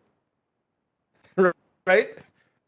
And then, I kid you not, we're in the last 10 minutes of the presentation, and he realizes there's an error on his slide, and he's like, oh, wait, no, that's wrong. And then he's like, well, but there's not enough time to change it, and everything I just said is kind of irrelevant now because that's actually wrong, and I don't know what to do anymore. And all of a sudden, everyone looks around like, what? Wait, what? You're just ending it? And he's like, yeah, everything I just explained is actually wrong. And I'm looking at his Gartley or whatever, and I'm like, well, why wouldn't you just buy the dip at support? Right? I'm an idiot because I would just buy the dip at support. He's got all these angles and all these different things and geometry, and I'm like, I just buy low in an uptrend. I must be the idiot, right? So I leave that. I'm like, well, obviously he has a very complicated process, and I have this really silly, simple little process, but it works for me. So I'm like, I like my way better. So then I go to the next one, and there's a panel discussion, and there's a full-on argument. I walk in at least halfway through, and I hide my speaker badge, and I'm standing at the back of the room, and there's a crowd. Every seat's taken. So, and there are a lot, and I'm looking around like people are confused. They don't know what's going on. So they're fighting. One is like, fundamentals work and technical analysis is just a self-fulfilling prophecy. It is nothing. Bad. Technical analysis is bad, right? And then the other guy's like, no, everything's in the price and all you need is technicals and the fundamentals are blah, blah, blah, but it's all technicals and everything is there in the price. All you need is your chart and that's it. Just give me some candlestick. And I'm like, so at the end I raise my hand because they're asking questions. I hide my speaker badge and I'm like, hey, this is a retail Forex trader conference and many of the people in this audience are relatively new to trading, yet alone Forex. Wouldn't you agree it would be healthy to have some understanding of fundamentals as well as a healthy understanding of technical analysis, and I ideally use both together to improve their trading results? And the room goes quiet. And there are people on the board stop talking because they're like, yeah, that totally makes sense. It ruined the whole argument. They were supposed to have this fight. And then all of a sudden they went back to the fight and they're like, no, it's all fundamentals. No, it's all technicals. I'm like, oy vey. So I left them like, I don't need any of that drama. And the other guy making it complicated. I'm like, why would you want to make something complicated? I'm like, my way is simple. If it's an uptrend, buy a dip, right? If it's a downtrend, sell a rally. And so all I was explaining to people in my presentation, and here it is 20 years later, I'm still doing it. If you buy dips in an uptrend, then the first thing you need to discern is this an uptrend? Or if you're going to sell rallies in a downtrend, then the first thing you must discern using technical analysis is the market currently bearish? If so, wait for a rally, wait for a green candle, wait for it to go up to resistance, and then if you see it roll over, take a shot. Pull the trigger, sell at resistance in a downtrend. And I want to bring the simplicity to you and offer it to you, because often I see people do make it more complicated than it needs to be. You don't have to be a rocket surgeon. I'm not saying get a PhD in economics, but you should understand, if the stock market's going to go up, why? That's it. Why would the stock market go up? Okay? Now, if you don't know that, then you're going to have to learn at least that much. But then you should look at, well, what does that mean? How does that change the flow of money? And if the stock market goes up, why does the Aussie dollar go up? If the stock market goes up, why does the Canadian dollar go up? And why does the dollar, US dollar, go down? Well, we can solve that. You can just take a video training course and I get you up to speed and you're done. Now you know it. Okay? But these are the things that you need to know so that you can say, oh, if it's an uptrend now, but I think fundamentally it should be a downtrend, not an uptrend, then right now we have an inefficiency in the market, and it will, in a matter of time, probably reasonably soon, will go from bullish to bearish.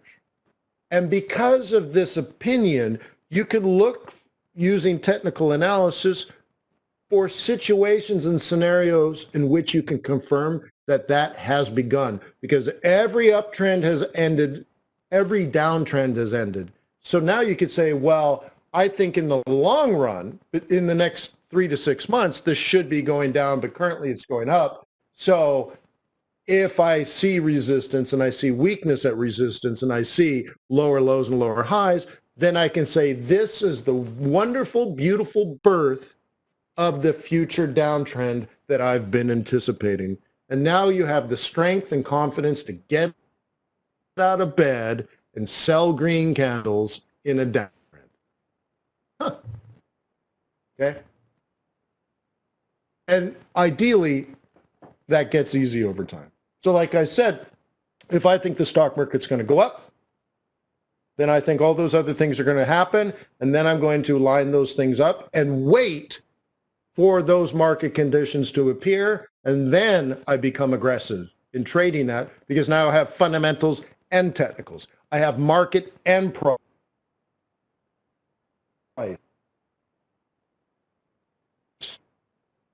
all working with me, not against me. What do you guys think?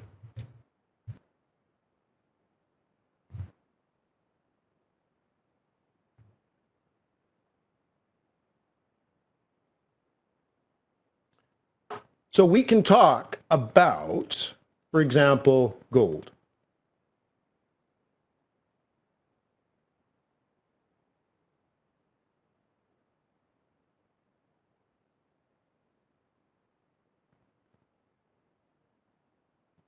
Is that right, Jen?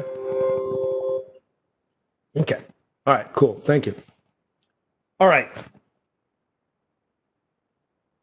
If you know this because some of you hang with me every day at FX Bootcamp, don't answer this.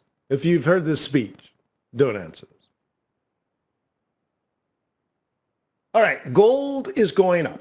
Now you might say it's fear of COVID-19. I hear all kinds of silly things from quote unquote experts.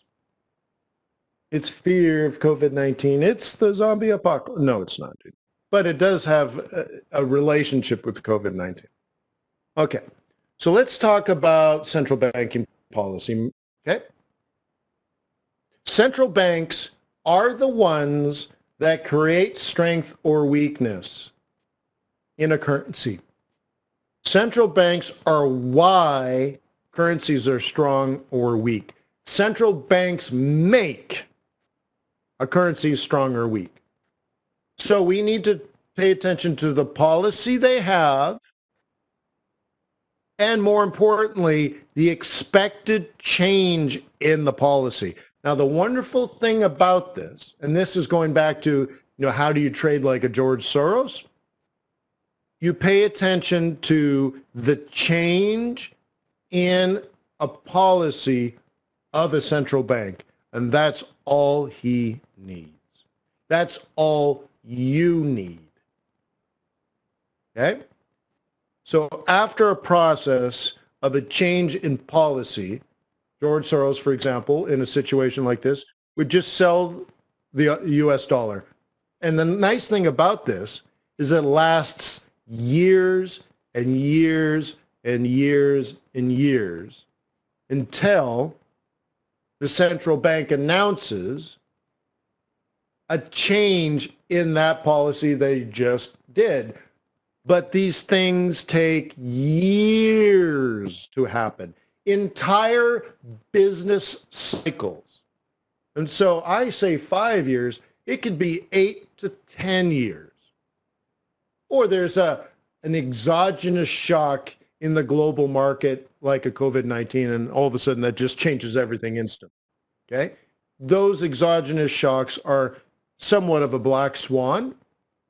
And since they're not likely to occur, or you can't tell when they're going to occur, it's not an event you can predict. Therefore, it's kind of a risk that you can't really plan for. Okay? So outside of that, what you do is you look at the business cycle. Now, the business cycle is different from the seasonality, like the annual cycle of a Forex trader. Now, Forex traders do have a season.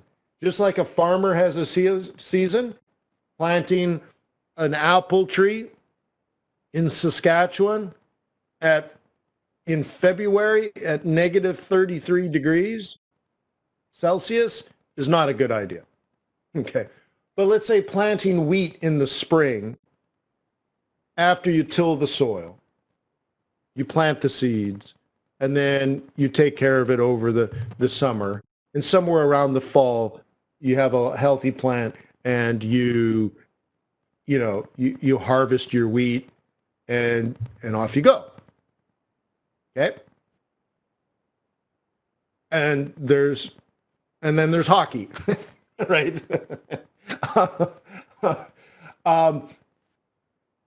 That cycle might adjust year by year. Sometimes the snow melts early, sometimes it melts late, sometimes it never melts, right? Sometimes it rains, sometimes it doesn't, sometimes you have locusts, and sometimes you don't, and hailstorms and tornadoes, and every year is slightly different, but generally speaking, there's a cycle. And luckily, the Forex market has an annual cycle.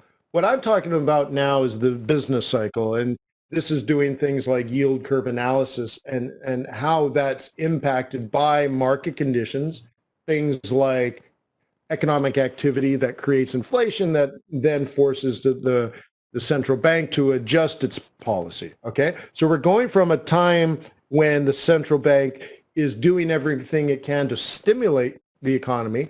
At some point in the future, whether it's 5 years or 10 years or 15 years, at some point, the economy will be overstimulated and then overinflated, and the Fed will have to step in and burst the bubble, or something else will, and therefore the central bank will radically change the central bank policy to essentially the opposite of what it is now. Okay?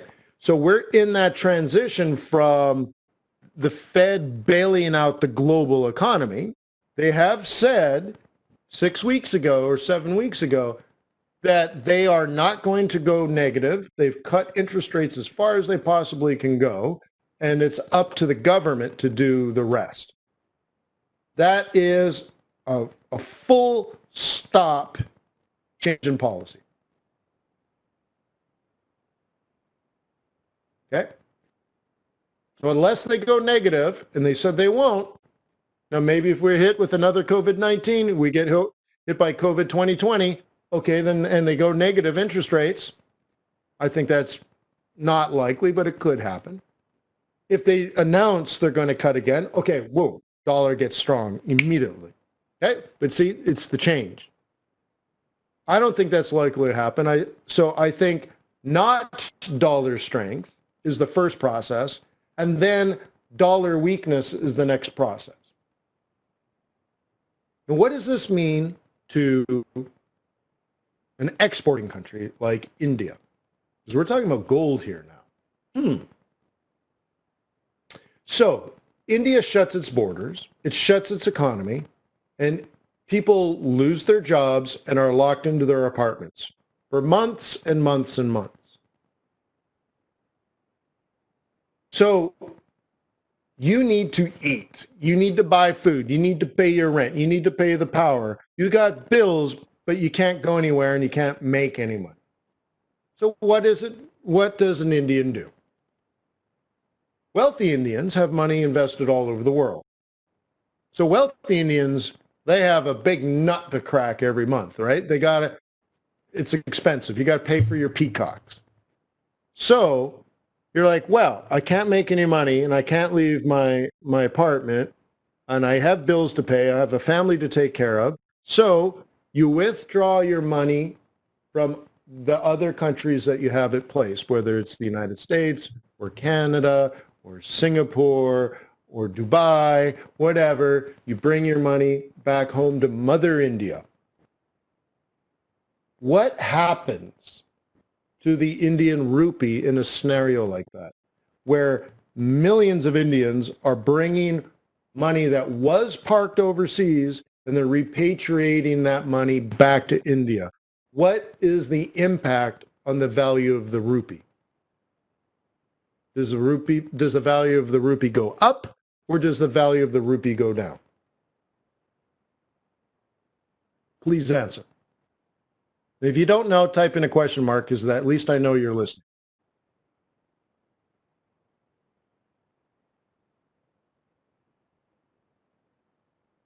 Some of you are answering privately. Go ahead, and public is fine. Okay. By the way, thank you for the question mark, because it tells me what I need to add so that you do know. Okay, so what happens is, right, you have your money in AED if it's in Dubai. If it's in Canada, you have it in CAD. If you have it in America, you have it in USD. If it's in New Zealand, it's in NZD. You have your money invested in other economies. Let's say you buy like treasuries in another country. Okay, you have it stuck in Euro bonds. Okay, you're earning some sort of return because that's why I have invested. Or you bought BMW stock, and so converted your rupee into euro, and then with your euro, you bought BMW on the German stock exchange. Okay, cool. But you're like, you know what? I need to eat. I can't feed my children my shares of BMW. I need cash. Okay, that's what happens in a time of crisis. So what happens is they sell their BMW shares, or they sell their New Zealand bonds or whatever, and they say, I need rupee. So they sell those assets, and now they have their foreign currency, and they exchange their foreign currency for rupee. They sell the New Zealand dollar. Okay? They sell the euro. They sell the CAD. Okay? And they convert. They buy rupee. So suddenly there's this massive demand for rupee. The supply is fixed. It's a vertical line. In fact, I can draw this for you. Maybe it makes sense. Maybe it doesn't. Okay. So you got yourself a chart like this. Okay. This is the demand. Okay. Now the supply of money, there's only a certain number of rupees in the world. So the supply is vertical. I know, right? You guys loving this?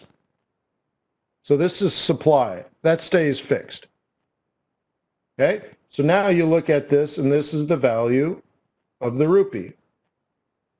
Okay? This is the price, let's say. The price of rupee. Now, suddenly, Indians around the world are demanding rupee. Rupee. So demand shifts to the right. Demand 2. Okay? And you get this new equilibrium. And now you have price 2. The value of the rupee went up. Okay?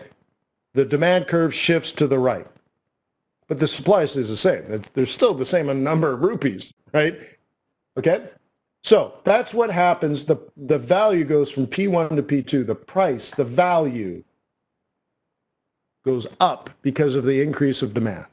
So now, because of COVID-19 shutting the economy down, it increases demand for rupee as Indians are bringing money home so they can live. The increase in demand, as I just showed you, increases the price. Now, India is an exporting nation, and they compete with China, for example, but they compete with all other exporting countries too. Okay? So if India produces soybeans, I don't know if they do, well, they have to compete with Canada and the United States and Brazil, which are major exporters of soybeans, right? But it could be like cotton, for example, okay? Whatever India produces, okay? They have to compete, even if it's services. Well, China also offers services. If it's manufacturing, China offers manufacturing, okay? So there's a major competitor here. Now, foreigners trying to decide where they're going to buy their product or the service, if they can get similar things between India and China, they say, well, what's it going to cost me? Because the cost is going to be affected directly by the foreign exchange price. So you say, well, if it's apples for apples, basically, if I hire this firm or this factory or that factory, but the Chinese factory is cheaper relative to the rupee because the price per rupee has gone up. So just to convert my, let's say, US dollars into rupee, I lose because rupees are more expensive than renminbi. And then all of a sudden, like, yuan is now cheaper relative to rupee. So you're like, well, I can kind of get the same thing from China and it'll be cheaper. So I go to China. I take the Chinese deal. All of a sudden, so now here's the thing. The Central Bank of India is going, oh my God. Becky, do you see what's happening to the rupee? Okay? They're like, it's strong. It's going to kill our exports, and we're already in a world of hurt. And they see that it's because global demand for rupees has skyrocketed, pushing up the value of the rupee, which puts up on an exchange basis, all Indian exports are now more expensive and, of course, now less competitive. So we're getting full circle here. Why is gold going up? So India says we must weaken the rupee. Let's go back. Who creates the flow of money? Who creates the value of money? Who makes currencies strong? Who makes currencies weak? The central bank. This is why you need to know fundamentals, because it helps you predict what the central bank is going to do, because you understand why they're going to do it, and you also understand how they're going to do it. So now you have to just be prepared to do it. By the way, James, you're posting privately, post publicly, okay? But you're absolutely right, central banks. So the Indian central bank says they see the strength in rupee, they see the negative consequence of a strong rupee, and they then create a new policy and action to change the course of valuation of the currency. So what do they do now? They shift the supply curve. Oh my God. So how do they do that? So one way they can do this is they can go out and buy gold. Oh, what? Gold. You can put gold in a vault. They can buy tons of gold and stick it in their vault, and it's considered either M1 or M2 money. Either way, they hold it on their balance sheet. So what does India give up in exchange to receive gold? What do they acquire gold, but what do they give up? What do they sell? Rupee. So of all the gold available in the world, India has bought that gold and driven up the price, because now the supply of gold is down and the demand of gold is up, so they drive gold up, but they're now putting rupee into the interbanking system. The quantity of rupee available globally has gone up because they're buying gold, And as supply of rupee then goes up, they're shifting the supply curve right. The value of the rupee falls. And they're trying to weaken the rupee to then again make Indian exports more competitive globally compared to their competitors. Very similar to the foreign exchange. It's always compared to something else. You're not just buying euro, you're selling dollar to buy euro. Well, it's India buying gold to sell the rupee. You see? And the value of the rupee weakens. Now they can also buy US treasuries. They can also buy euro bonds. Okay? They're gaining bonds on the balance sheet, but they're giving up rupee. They're buying US treasuries, putting the treasuries on their balance sheet, but they're giving up rupee. They're selling rupee to buy US treasuries. And at the period, you can go back to look at March when the stock market was crashing, the dollar got very, very, very strong, and then snap, gold took off. Okay? So the very interesting thing is there's a reason for why gold was going up. And central banks around the world, certain central banks around the world, okay, were crushed by the flow of money going in the opposite direction it normally would. And a country like India said, oh snap, we need to stop this now. So about 7 weeks ago, India acquired the largest amount of foreign exchange and gold reserves in the entire history of the central bank. And India, what, just turned 73 last week, I think? So in approximately 73 years, India has never held this much foreign exchange reserve in gold ever because of COVID-19. Now you can explain why. Why they're trying to change the flow of money such that the Indian rupee stays competitive in the global marketplace. And now you know why that gold has gone up. It's not just fear or like I hear all kinds of stupid things like, oh my God, it's because of, fear of inflation. No, that's what your dad would have thought. What? Okay, what? No. So that's what's happening now. And now how about, let's think of the next step.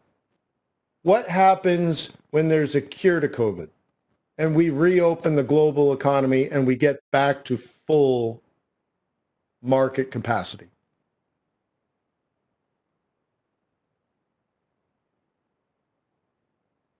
Okay. Maybe the current market conditions will not be the same in the future. Okay? Because you'll always get someone come out and say, gold is going to $5,000. Like, why? Oh, well, because it went from 1,000 to 2,000. Oh, I get that, and I actually understand why, but why do you think it'll go to 5,000? Okay? So anyways. Oh, because fiat currency, whatever. Cool, right? So now we had a question about, do you guys want to keep going fundamentals or do you want to do more technicals? Let's do a vote here. I don't think I can actually pop a poll. No, there's no polling on WebEx. No.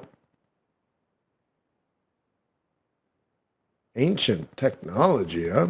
No. So I need to know, what do we do next? What do we do next? More fundies or more technical analysis?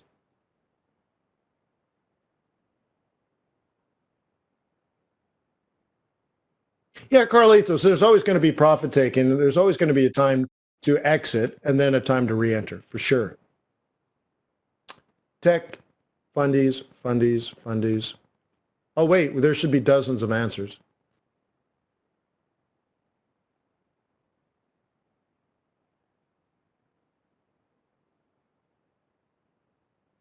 You know the loon. I'll wait. We got 45 more minutes. I'll wait.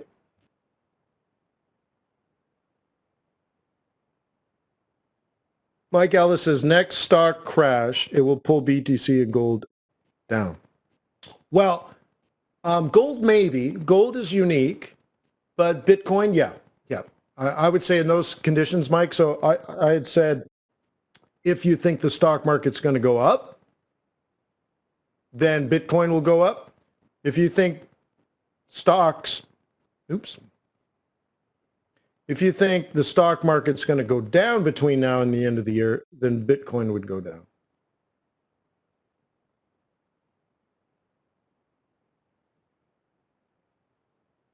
Okay. That's why it's good to think forward, right?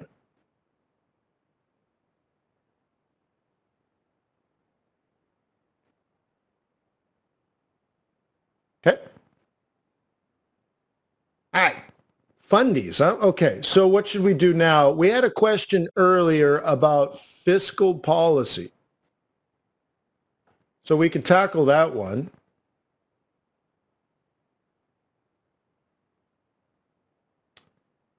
Let's do this.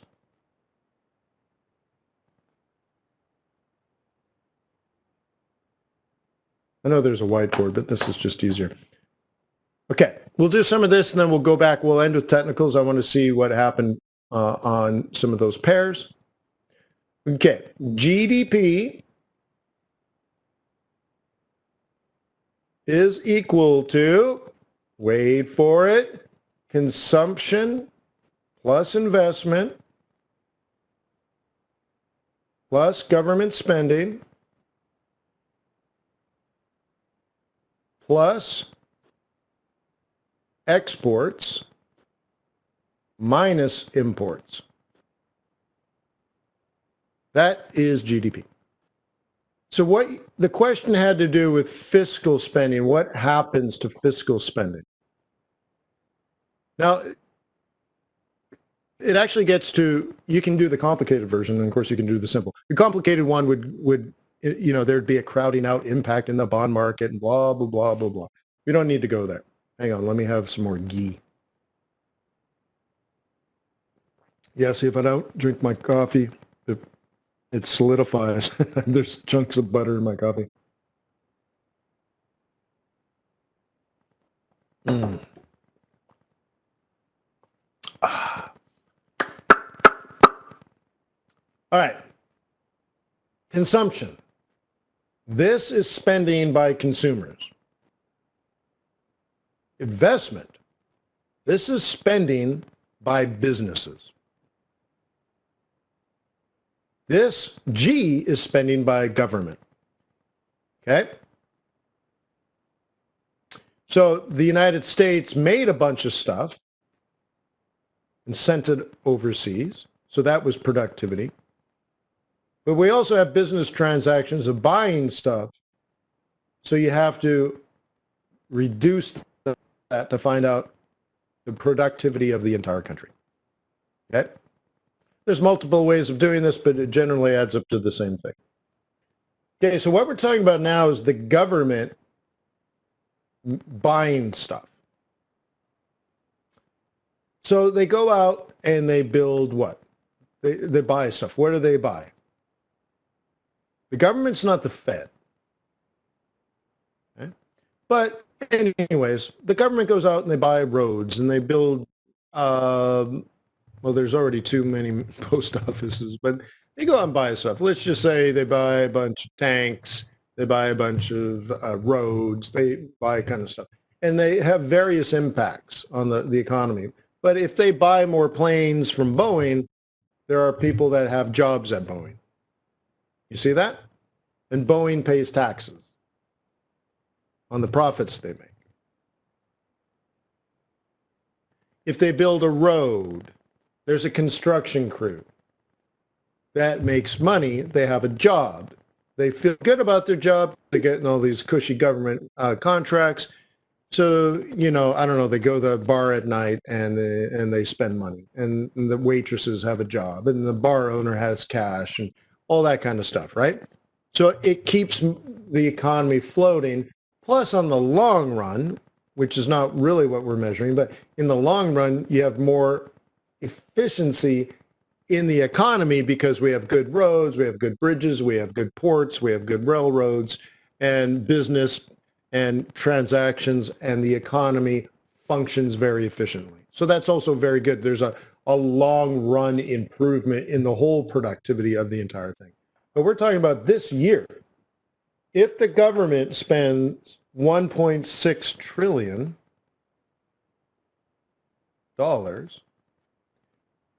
what kind of impact will it have? Well, first of all, they go to the Treasury and they say, give us 1.6 trillion. So I fill a chart approaching, chart alert, beep, beep, beep, beep. Okay. The demand for money and the supply of money.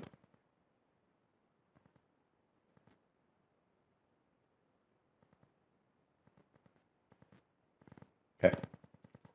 This is price, and this is quantity.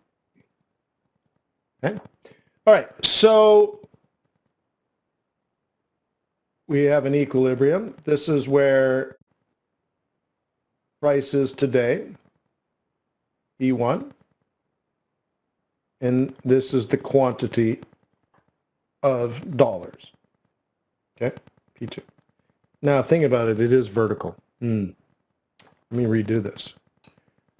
I have to do this right, and I know how to use the eraser now. Boom, boom. All right, so let's go back.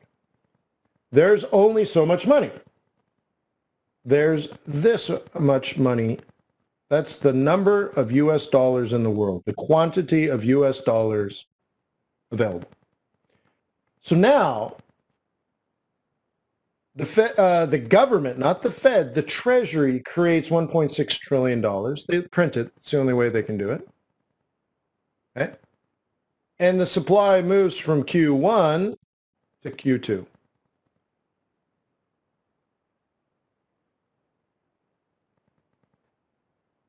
And we get a new equilibrium. And therefore, we move down to P2. Okay? The value, the price of the US dollar based on an increase in G lowers the price. Okay? And an increase in G increases the supply of US dollars and lowers the per unit value from P1 to P2. The US dollar falls. However, this stimulates the economy.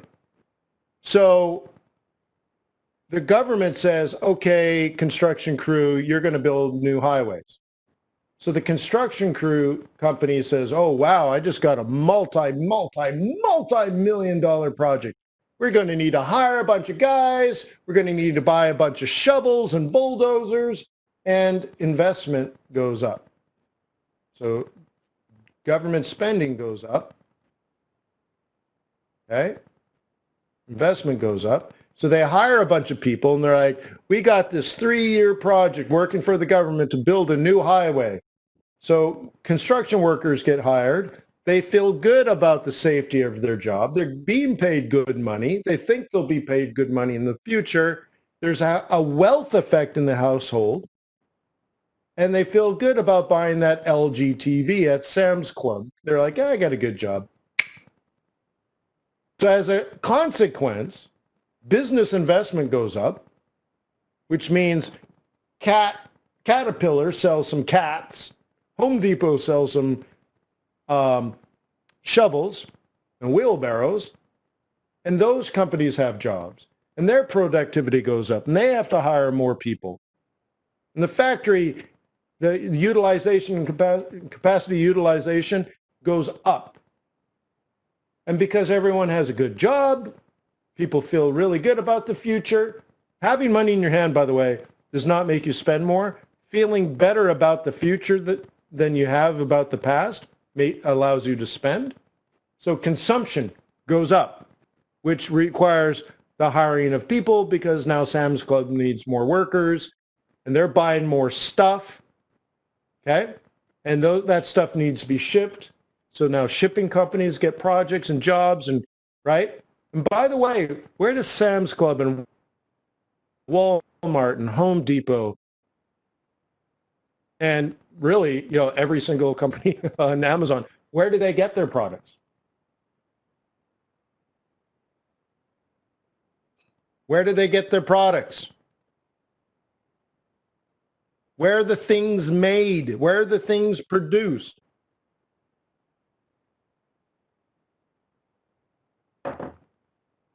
So imports go up, but so do exports.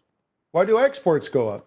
Well, all of this is lowering the value of the dollar, which makes our exports cheaper relative to foreigners, okay? But also imports go up. And now, and this is where it gets really tricky as an economist, how much does that exports go up relative to imports? And there's a lot of variables.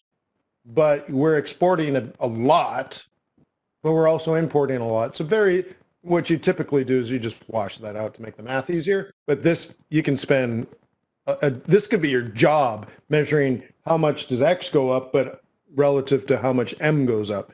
And that will change that balance. We call that the balance of trade. Okay? So you cut that up, balance of trade. And, right, that's what all this is. Okay? But notice it creates all this economic activity, and all of this, it raises GDP. It creates a wealth effect. It creates jobs. Okay? And what happens to the dollar? The dollar weakens. See, when you import stuff, you're exporting your dollar and importing a TV. You're exporting your dollar and importing a car. You're exporting a dollar, importing a bond. You're exporting a dollar, importing wine. So when Americans are filthy, stinking rich, the dollar is weak. Why? They buy more paintings, they buy more soybeans, they buy more wine, they buy more cars, they buy more TVs, they buy more stuff, and a lot of that stuff is M. Okay? And so if the government is pushing the economy forward, or if the economy just happens to be healthy anyways, it doesn't seem to make sense. It's a bit of a paradox. Okay? But when you see the trade balance, remember we're talking about balance of trade, when we see a trade deficit, and you see on the news like, oh my God, it's the end of the world. America imports too much. It's crazy. There's a trade deficit of $100 trillion. Americans import way more from China than China buys from America. They import way more from South Korea than they, And then you're like, dude, whoever's reporting this doesn't understand. Of course America is importing more from China. The Chinese wages are cheaper. If you go to Home Depot, you can see you can get a beautiful stainless steel barbecue for $250. An American, the Weber, is $1,000. It's the same damn thing. Now, you'll say, oh, well, there's a quality issue. Okay, look, you can buy the $1,000 Weber made in America, and it's beautiful, high quality, but it'll probably only have 3 burners where the other one has like 6 burners, or 4 burners. But still, so you look at there's one for $250 and it's huge and it's big and it's got a grilling station and it's got like 4 burners and it's just awesome. $250, take it home right now. Or you look at the Weber made in America and you're like, $1,000? I ain't got no $1,000. and you make a decision. But the fact that the American is buying the $250 one means they're exporting their dollars back to China, but they got this barbecue in exchange, foreign exchange. So as long as the American barbecue is $1,000 and the Chinese one, right, is $250,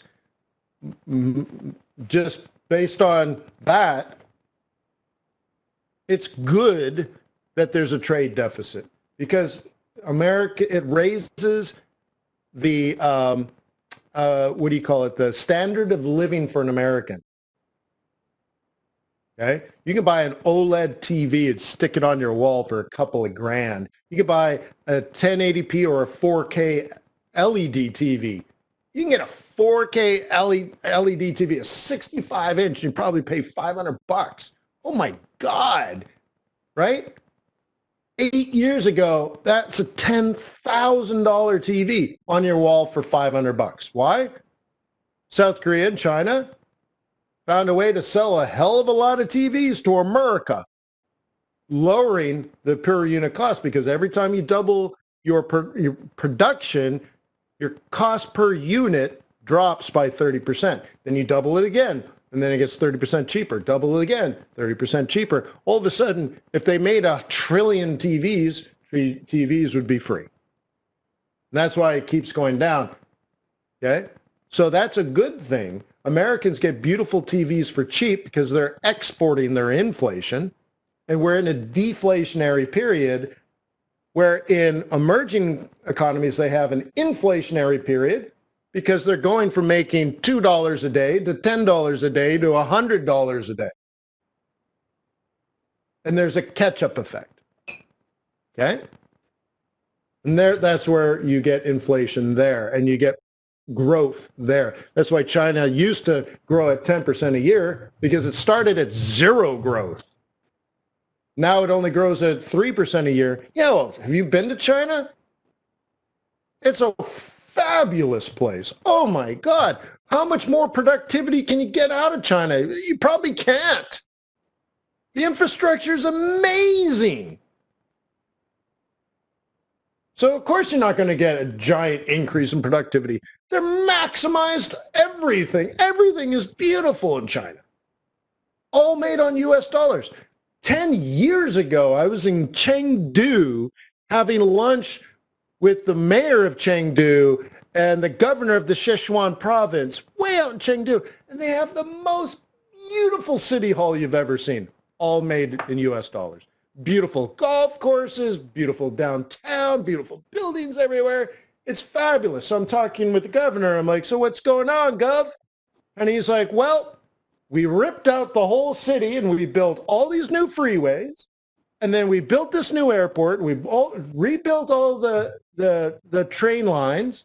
And we're putting in new water production. And we're putting in new energy production. And we're doing this and we're doing that. And we're moving over there. There's the business sector. So we're going to move all the small, medium-sized businesses over there. And the largest ones over there. And the manufacturing over there is going to be right next to the train. And the train's going to go straight to the port. And, and it's like so unbelievably productive that you couldn't even imagine being more productive. There's one building you walk into, and it's something like 80% of all laptops in the entire world are made inside this one building. I mean, how much more productive can you get? All they do is go, this one's a Dell. And then they're like, that one's an Acer. And now how about this one? This one's an HP. It's all the same laptop made in the same place, the same workers. You cannot increase productivity faster than that. It's so unbelievably efficient. And then you look at what we do in America and you're like, oh my God, what is this, 1950? That's how we used to laugh at the Soviets. You're like, oh my God, no wonder their oil productivity is low. Their technology is 50 years old. They haven't invested in their infrastructure. Nor has America. So how are you going to increase productivity there, right? And like, so right now we're struggling to keep this big, old, ancient machine of ours, America, functioning. And that's why maybe this 1.6 trillion, By the way, this $1 trillion was proposed by Obama, and it was proposed by probably going all the way back to Clinton, probably. This $1 trillion shovel-ready infrastructure bill has been floating around Washington, D.C. for decades. They've never pulled the trigger. Keeps getting passed because it gets you elected, but they never actually do it, which is really sad. So if they do it, what's the consequence? Well, it'll stimulate the economy and weaken the dollar. And what happens is we're hopefully, along with the alliance with the Fed, which is, right, not fiscal, but monetary policy, you line up monetary policy with fiscal policy, hopefully we can turn the ship around and create an entire new business cycle that could last 8 years, for example, 8 to 10 years. And then what will happen is inflation will be too high here. And although we haven't seen that in a long time, and we've been at full employment, the idea is what will happen is the cost of money will impact profit margins because everything is too expensive, and then we have this reset. Capitalism works really great when there's a reset. One problem is the government likes to get involved and say, no, you can't have a reset. Right? It's like the government saying, well, forest fires are bad, so we're going to put out all forest fires. As soon as they happen, we're going to send out an army to put out the flames as fast as possible. So 20 years later, right, the government forgets this is a normal process to have a fire in a forest. It's a normal part of its life cycle. So you deprive it of that life cycle, and all of a sudden you got dead trees and diseased trees, and you got underbrush, and all of a sudden one fire goes out of control, and you burn and destroy the entire thing all at once. And then there's mudslides and drought, and right? Every once in a while, capitalism needs to reset. One of the problems is we haven't really truly allowed it to reset. Let me give you an example.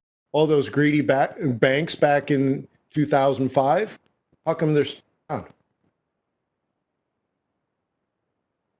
How come, right? Why are they still around? We didn't allow them to reset. Okay? We saved General Motors, which now makes cars for China, not for America. And why did we do that? Well, we didn't want them to go out of business. Well, then Tesla's going to put them out of business. Like, we should just be driving Teslas. So let's make 10 times more Teslas so you can actually buy a Tesla for $30,000. Right? I mean, let's just get on with it. Let's move on. Destroy to build. New Yorkers know this, by the way. I learned this from a limousine driver in New York City. We're at the World Trade Center, which is really sad, right? We're looking at ground zero.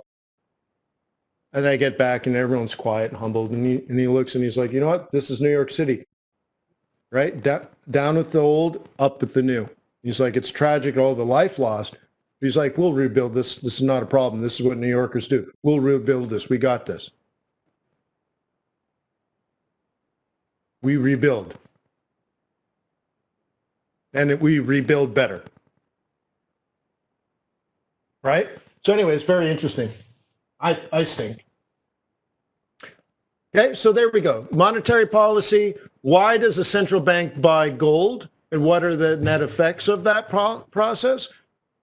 What happens when the government increases spending, and how does that impact GDP, exports and imports, the value of a currency, and the creation or destruction of jobs?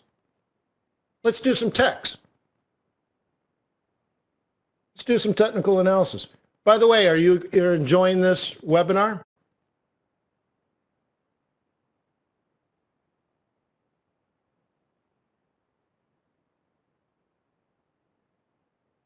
Guys loving it?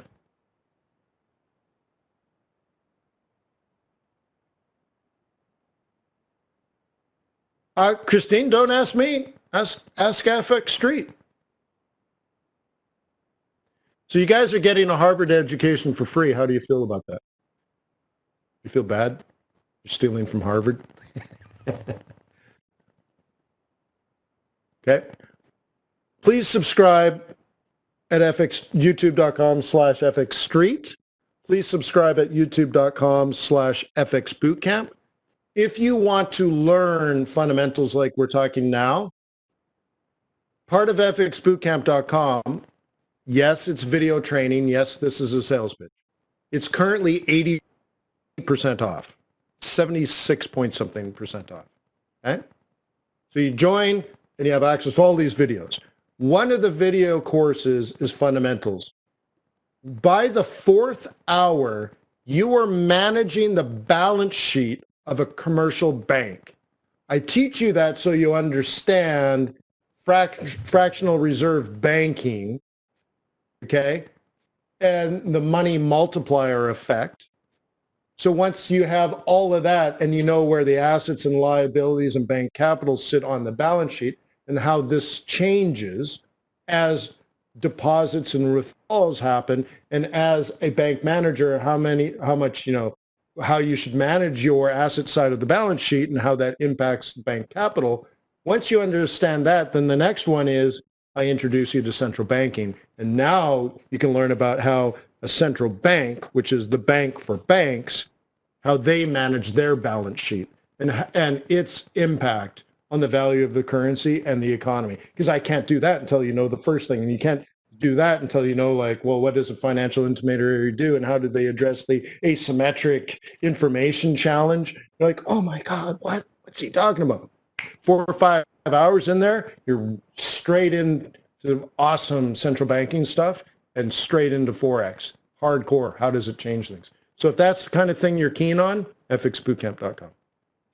76.4% off. Okay? And by the way, that price is going to change probably, I don't know, sometime this week. It might change certainly by Monday, I hope, if I can find the time. So you got to do this now, dog. Now. Okay, cool.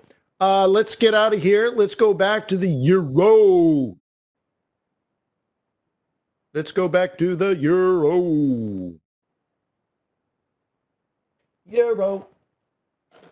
You guys want a chocolate covered espresso? Was I on euro? What's it doing? I guess, was I here and I just went to where I was? Oh, funny. Euro. Oh, look at that. I went the other way. Too bad. It's not what I wanted. That was the first move. I don't feel bad about getting out. That's for sure. All right. Cool. That's interesting. Why do you do that? I'll have to play with this. Okay. So one of the things I wanted, based on what I thought was a good news, that this would go up, break out, pull back, long and gone. We didn't get that. But that's why I have these rules of engagement. Let's see if where's the actual one I did? It wasn't here. It must have been the dollar one. Let me try to find it.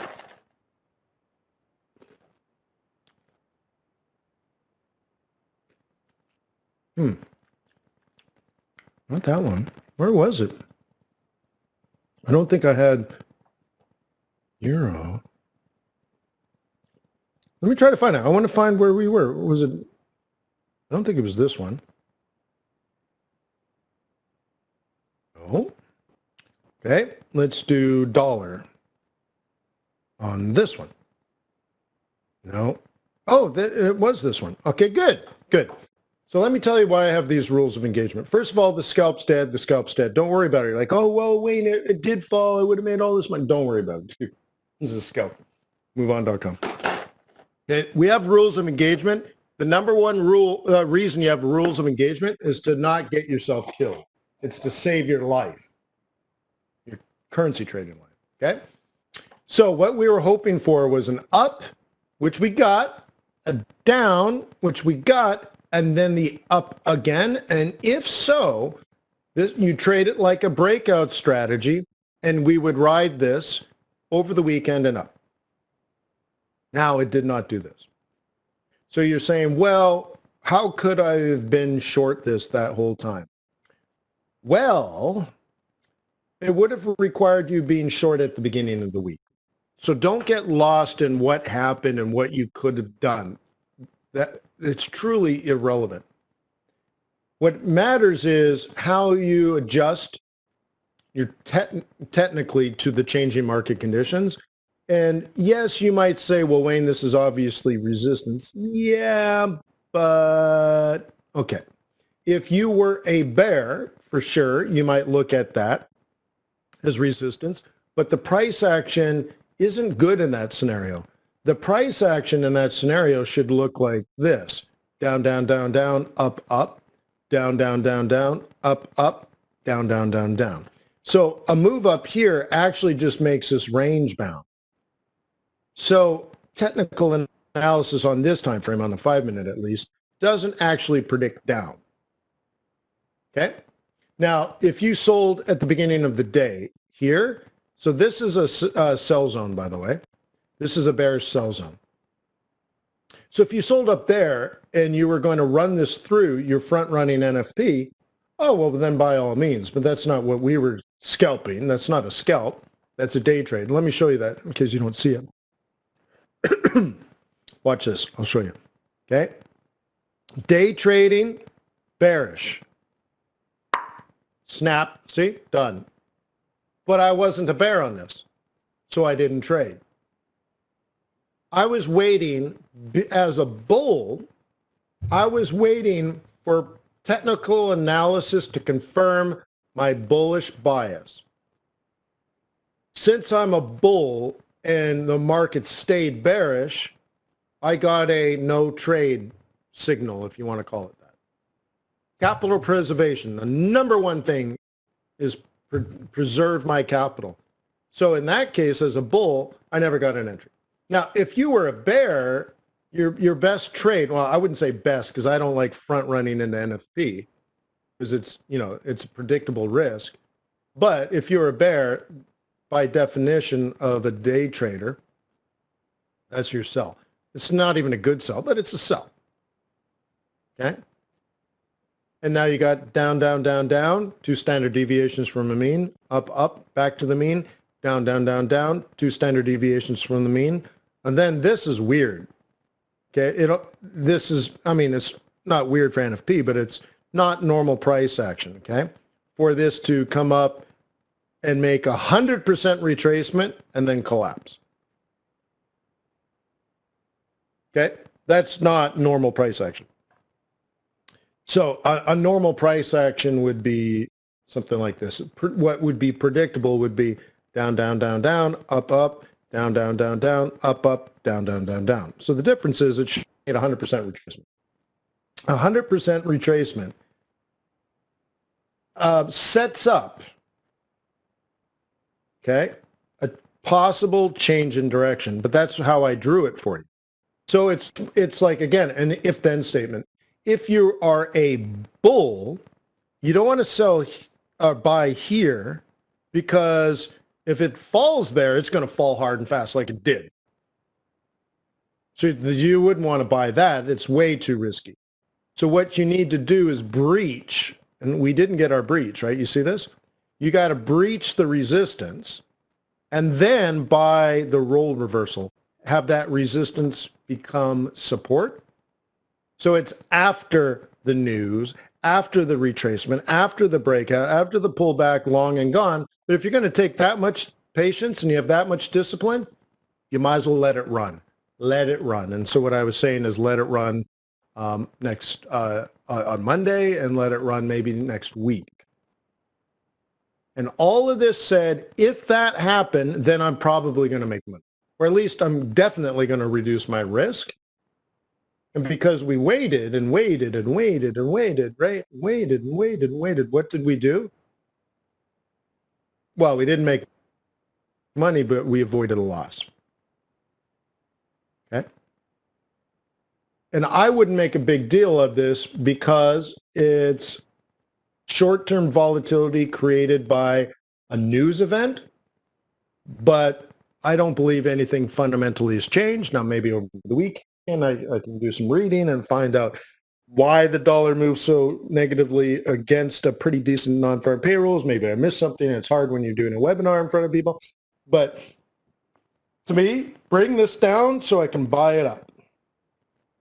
Okay, so all it does to me now is I say, well, where are we in the monthly cycle? So let's take a look and do this, not swing trading, but let's do monthly. Okay, and back out now. And I can tell you, my analysis tells me that this is supposed to drop down somewhere between 116 and 115. And if the market conditions confirm it, I will buy. Now, this might have to fall until the third week of August, but at that time, on smaller time frames, I'll look for a reversal using technical analysis. So my longer term plan would be, hey, if this wants to double top off this price and take us down here, let's say 115. So I'll say all the way down here. Then, okay, if then, I'm putting this permanent on my charts. If the WebEx thing can move out of the way. Yeah, the WebEx thing's in the way. I can't. It just popped down for some reason, and now I can't access my charts. There we go, went away. Okay, so now in the next 3 weeks, see, I don't know if it's going to do this, but if it does this or something like this, then I will tell you how I will behave.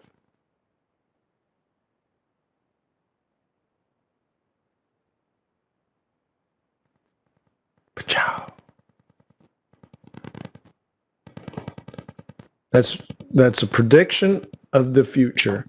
So I want this to go down, and this is a summary of what I've already taught you. I want this to go down so that I can buy it. Because fundamentally, nothing's changed. Fundamentally, based on fiscal and monetary policy and analysis, I think between now and the end of the year, there will be more dollar weakness than there will be strength. So as this comes down, I will wait. I will analyze it using technical analysis. I've already got a fundamental strategy. I will wait. If it bounces at 116.25, I may react. If it bounces at I can't even see it now, 115 bounces, then I will react. And if it slices through it like a hot knife through butter, I'm not interested.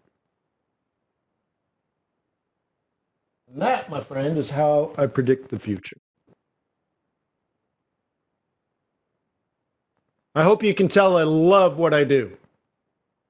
I love it. Love it. I love being a currency trader.